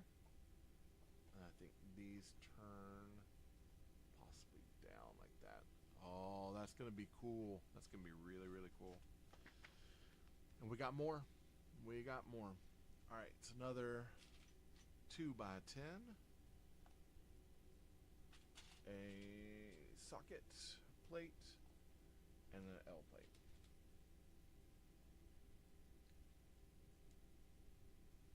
Pop that on there. Pop, pop, pop, pop. And then we've got a 1x3, an L, and another socket. So I would say once the Haunted Mansion comes back,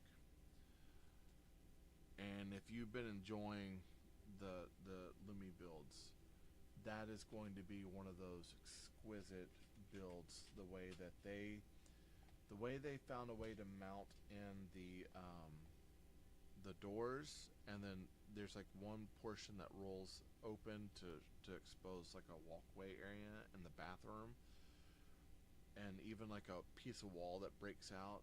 There's some really cool stuff in there. I think some of the coolest things that I really enjoyed about it was the storytelling aspect of some of the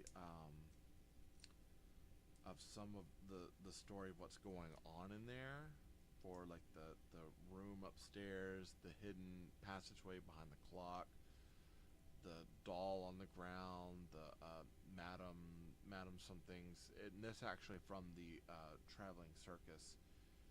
There's some cool stuff in it that's got some really, really interesting storytelling in it that makes you feel like, as you're putting it together, you're like, oh man, what did this guy do?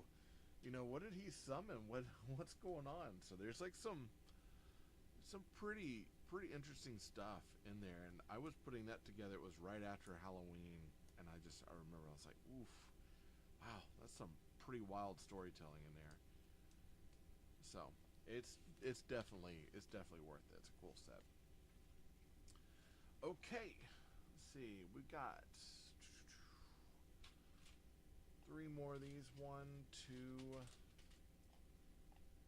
and 1 and 2 of these. Here we go. 1, 2. Lots of texture portions for this roof, which is nice. And every single part of this is kind of hooked on by like a socket or a hinge. Hold on, I saw that you wrote something. Let me find this part, and then I want to see what you wrote, so I can answer you back. Boom. So let's see. I just found out about Lumibricks 1 month ago. I know that they probably. I started putting them together. I think it was back in. Might have been May. I think it might have been May of last year. They've been around for a while. I was not aware that they had been around for so long. For the most part, I was just getting like Lego and Mega Bricks. And then I want to say I found Mold King first, because I wanted a harbor thing. And I was like, hey, we're going to put together this harbor. And so I started putting together Mold King. I had also been doing like the Dollar Tree base, the Make It bricks. And It was last summer. I was on this a bit of a cowboy kick. Yeah, they've been around for 4 years. Um, was it 2000? Hold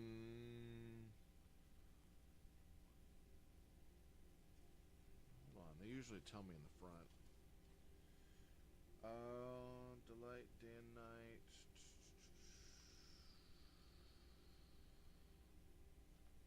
Maybe it's this one.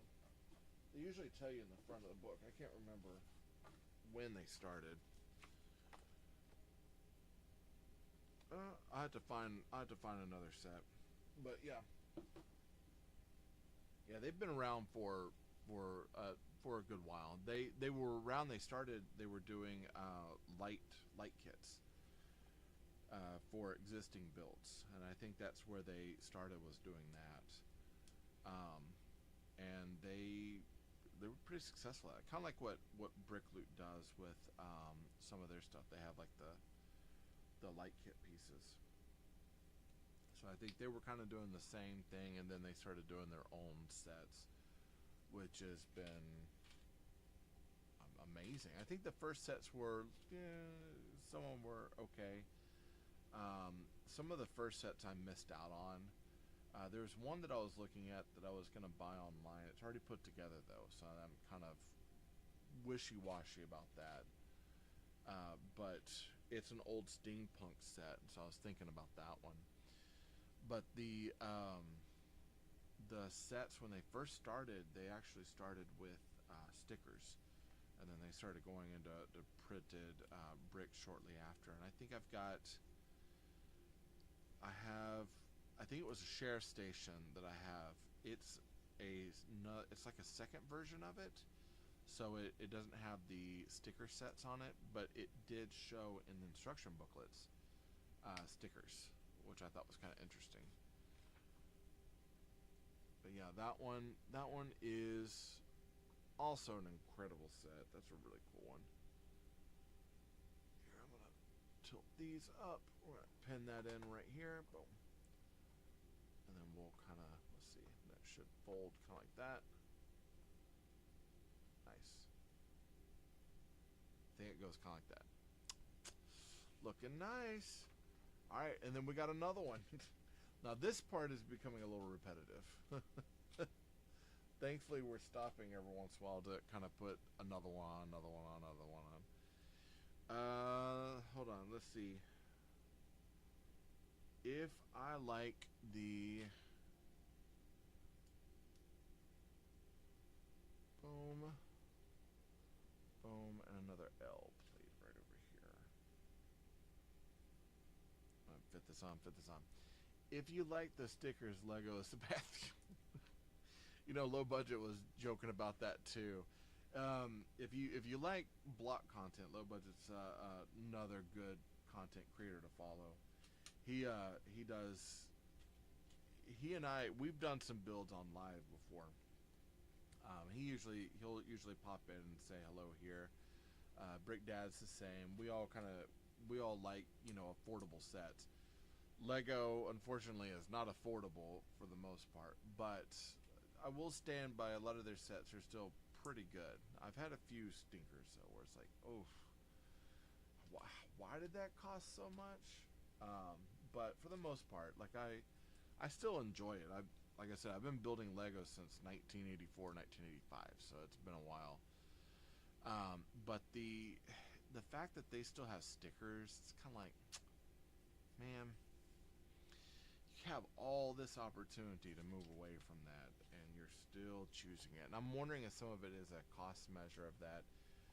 Instead of, they know that they're going to have a set that's not going to, or it might do okay, but they're not going to do like a lot of it, or they can't reuse a print for too many other things, and so they're just going to use a sticker on a tile or a cheese wedge or something like that to kind of cut down on costs. I can definitely see why.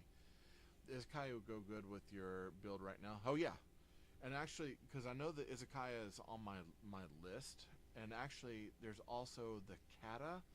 There's a Kata post office that's also Japanese style that I'm also looking at, and then I I think Lumibricks has a Japanese game store that also fits with that vibe as well that I'd love to get. So there's a few sets that I think would fit perfectly with this. And this was one of those that I had. I can't remember. There was a set that I had gotten that had kind of a. Oh, I put together a Japanese barbecue shop. And I've got another building up top. And I think when I was deciding on what to get, I chose this because I was like, that might actually go well with the idea of the Japanese barbecue shop, having some Japanese influence on my coastal town. Let's see, did the new Death Star 2 sheets of stickers? Oh, the new. You mean that gigantic $1,000? It's not even $1,000. It's $999.99. A penny shy of being $1,000. Yeah, when I heard, so first off, I like Star Wars, but I don't think I'm gonna spend $1,000 on a block set. I can already tell you what would happen if I had pre-ordered $1,000 block set and brought it home. I'd probably not be alive right now. I would be hurt badly by my wife. That's the first thing, because that's $1,000, man. We could use that. And then the fact that it's flat. It's a flat, gigantic dollhouse. People were laughing about, or they're making fun of Lumibricks, saying that, oh, the door opens, it's like a dollhouse. I'm like, yeah, but I can put that thing in a city and feel like it actually does something. The desk slice it doesn't have any closing on the front. It's completely open. And it's got a lot of really cool stuff in it. Don't get me wrong. It's a lot of really cool stuff. But it's $1,000. 2 sheets of stickers. It's got a ton of minifigs. And it has doesn't it also have the TayRayGun shuttle, the Lambda class shuttle in there as well, which is really cool. But there's also not a lot of room to park any other things. It's kind of boring on the back. Like they added some detail here and there. I mean, it looks nice, but I don't know. I could not get behind the cost of that. I was sitting there, I was looking, I was like, that's kind of where I'm like, yeah, it says I've been cut off from buying any more Legos. Are you saying Legos for the rest of the year? Yeah. I hit up because I also do a lot of mock work. So for me, like, I'm constantly getting on and like, oh, I need to get a 50 something of these printed tiles. Oh, let me go ahead and get 2 sets. So I have plenty, it's like, and I'll even count. I'll look, how many can I fit in there? And I've had to do the calculations. Oh, I need 2 bags of these. But I have found, I'm gonna pop this off real quick, bring it over here, and this is gonna go right on the back, looks like. Yeah. I have found that sometimes I've got to start explaining, yeah, I decided to do this or this or this, and so when I go to the store and I see a set, I'm like, yeah, I probably shouldn't be getting anything right now. It's tough because I want to buy like all these sets. I want to constantly get, oh, it's a brand new set, I should get it. And I'm like, yeah, I really should not be getting that right now.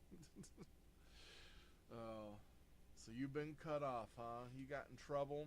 I'm sorry. I know that feeling, man. I do. Absolutely know that feeling. Let me go right here. Boom. I'm gonna go check out your page later and see what you're posting. I got some peeps here that I try to keep tabs on, check in, see what's going on. I'm bad about it though. Usually, sometimes, like, once I'm done here, and I head back out there, and then it's like I've got stuff that I gotta go do and check out and fix. And apparently there's like some sort of Lego event going on today that I might go and check out. So I think once I'm done with this, I think I might be hitting up local book place because they got a Lego thing going on. Let's see what they got. See what they got. So we got this, boom, and then boom. Let me fix that. Hey, speaking of Lumibricks. Hey, Johnny, how are you? Alright. This is going to go right here on the end. Boom. And then the same thing as before, where we got our wedge, and then we've got a tile and a tile and a tile. We got a Lego event coming up. Whoa, you got a Lego event coming in April. Woo, what is it? What is it? I had some people stop me yesterday. I was looking for some clearance sets that didn't find them, but they were saying that they've got something going on today, so I might go check that out later. And I know I'm in Texas, so I'm waiting to see if we've got some new Lego events coming up in the area. My kid wants me to go to Fan Expo, and this might be the first year in a while that I don't go. Some of it's just because of cost, but also just because of the cost getting in and out. Man, that place it can be nightmare fuel for me. Going to be huge, builds in ice arena. Nice. Okay, so where Animal, where are you at? Like where do you live? I'm guessing that's in your area. I'd like to know where that is. That's gonna go here, pop. And we're doing the same thing. Minnesota? Nice, okay. Man. If it was a hop and a skip for me, I'd love to go check it out. It's a bit of a drive for me. I'm a little ways down south from you, but man, that actually sounds that'd be kind of cool. I know that honestly there's more events going on north of me that I should probably get out and do a little bit more travel. Go check some other things out. I've only been to Minnesota once. I think it was Was it Minnesota? No, hold on. No, I've been to Missouri. I have not been to Minnesota. I've been to Missouri, but not Minnesota. Alright, this one's going to go right here on the back. Pop that into place. Alright, now this looks like it's going to go fit right into here and to here.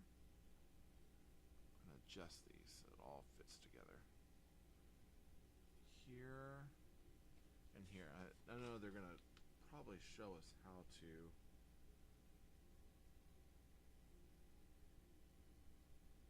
why do they want us to open that? That's kind of weird.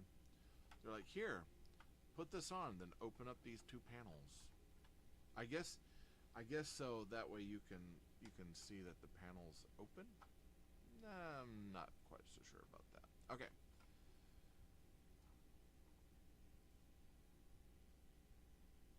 Gonna go down and up like this, like that, and then this should pop in right here.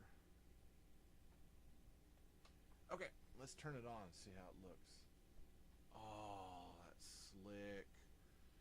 That is slick. Ooh, buddy.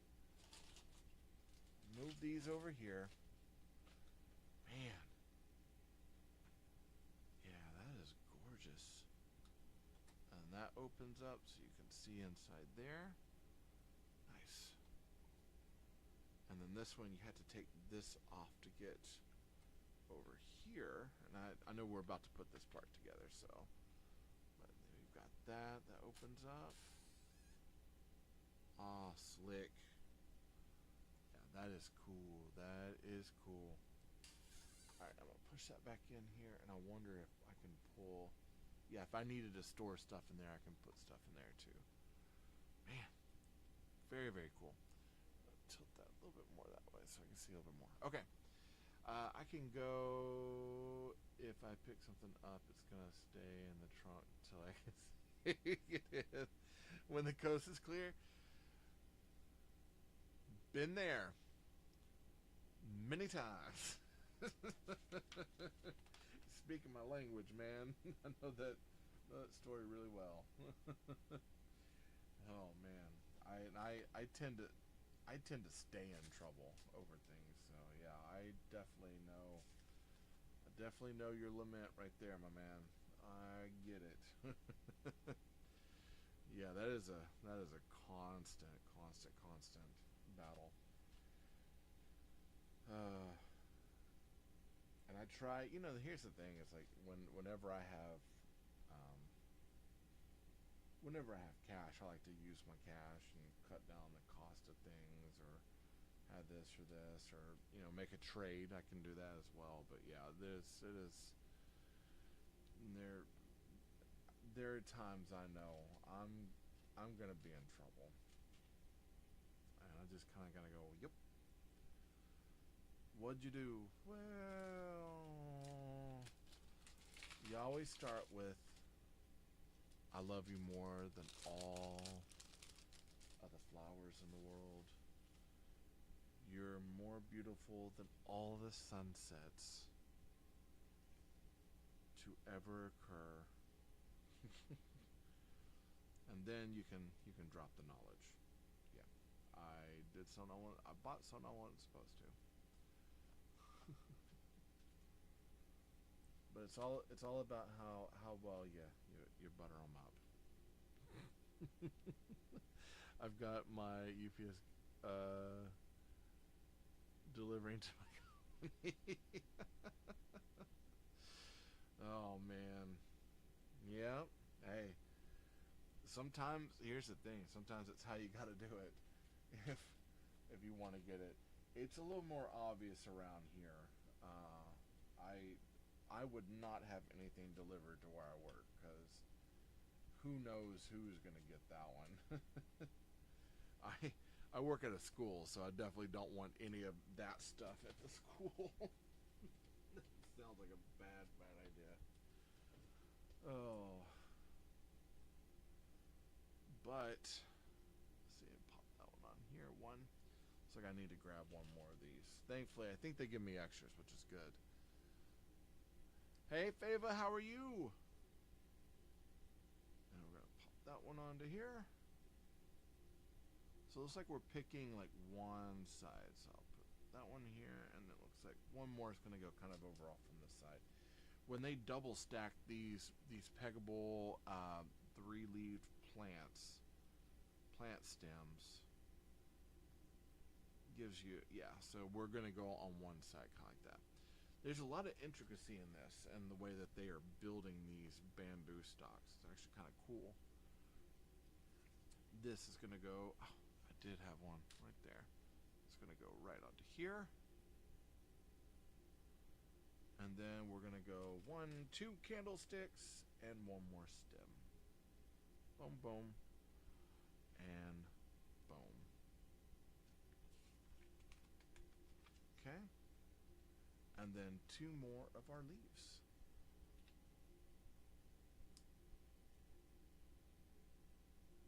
One and 2. So you said that you had like sets delivered to you, and I know that we were talking that you've got the record store at Izakaya. What's the other sets that you got?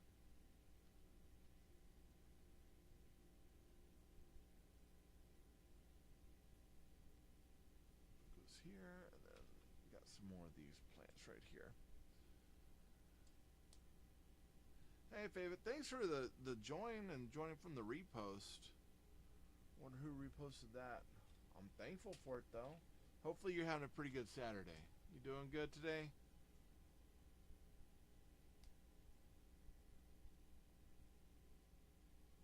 Alright. This is going to fit right up into here. It looks like we're turning it, so it's going to go kind of like that.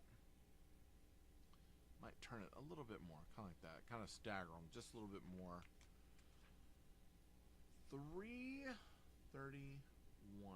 We're still adding more. Okay, so we got another peckable plant, another stem, another leaf, another one of these.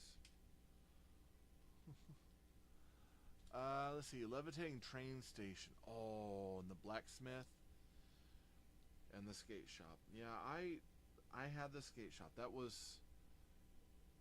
was one of those sets that just, to me, that one spoke my language. I love the skate shop. I did not get the blacksmith yet. I think at the time I wanted to get the sheriff station. I knew it was going to retire before. So I have not gotten the blacksmith yet. Though I do want to get the blacksmith because I actually was trying to learn blacksmithing from a friend of mine, and this summer I'm trying to reach back out to him, see if we can't do some knife making sessions together. Because he has his own furnace and everything, and I would love to learn. That's definitely a skill I'd love to learn. I in the past I've done welding and some metalwork, so I'd kind of like to learn a little bit more of that. And the astronomy tower, nice. Now I've heard there's some things about the astronomy tower that some people were saying was not the best. It has something to do with the way that things projected on the wall. So how was the astronomy tower? Pretty solid build.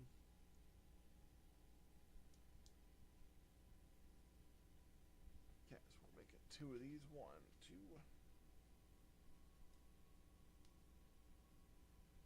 We're gonna go 1, and this one we're gonna go right here 2. Haven't gotten it. Oh, it's on its way. Okay. So I was trying to think of my last couple sets I got. So bamboo house. So the sets I got over the holidays, I got the bamboo house, this one, the heritage tram. I got that actually from my mother-in-law, which was really cool. Then I got the sheriff station. I got that one from my mother-in-law. I got the underground dance battle. That one's okay.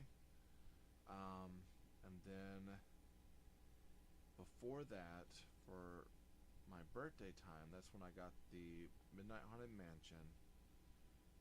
I got the skate shop. I think I got the cyberpunk bus. That one was actually pretty good. And now I've gotten others just kind of here and there. Carpentry van I think was a gift as well. Yeah, like I said, I think I'm like 30 sets in. Actually, I might need to recount them because I'm not sure how many sets in I'm at now. I've got a lot. And actually, at this point, I need to start figuring out like where to put things. I've actually started dismantling one set and started using its parts as a build-in for mock. Been busy, yeah, yeah. Well, I help them out with promotional stuff. Like I have of course I've got a KOC, so it's a keeper of content, things like that. Do lots of promotional like posts for it. I happen to, like I said, I happen to really like the brand and like the company, so I do quite a bit of stuff with them. A lot of their sets. You've been busy, yeah. I tend to stay busy and busy building with their stuff. Like I said, I would not support them if I didn't believe in their product, and their stuff they're really good. I'm trying to eat the bamboo. Okay, here we go. This one right here. Finally kind of going back over to this set right over here. This is going to fit right in here. Oh, cool. Finally got that one built. We can adjust this as needed.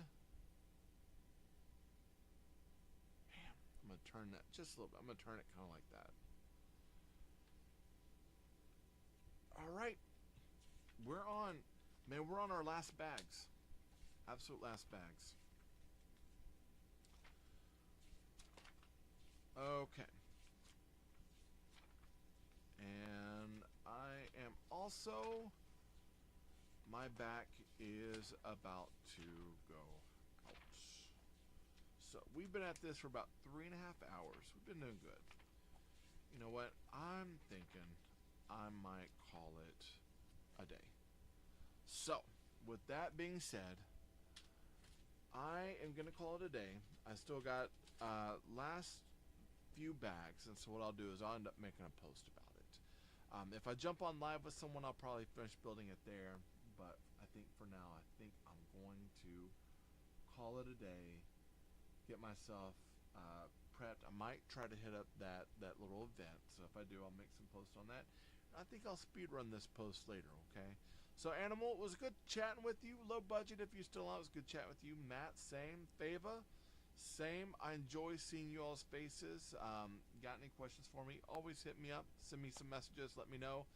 I'll try to remind myself to send the stuff over to Rockford Ghostbuster with the little site that I found to help him find his Ghostbuster group. And yeah, that's pretty much all I got. So I had fun building this. Quite a bit of fun. Hey, I love you all. Jesus loves you more. Nothing you can do about it. Good luck with the build and happy brick hunting. I'll see you all next time.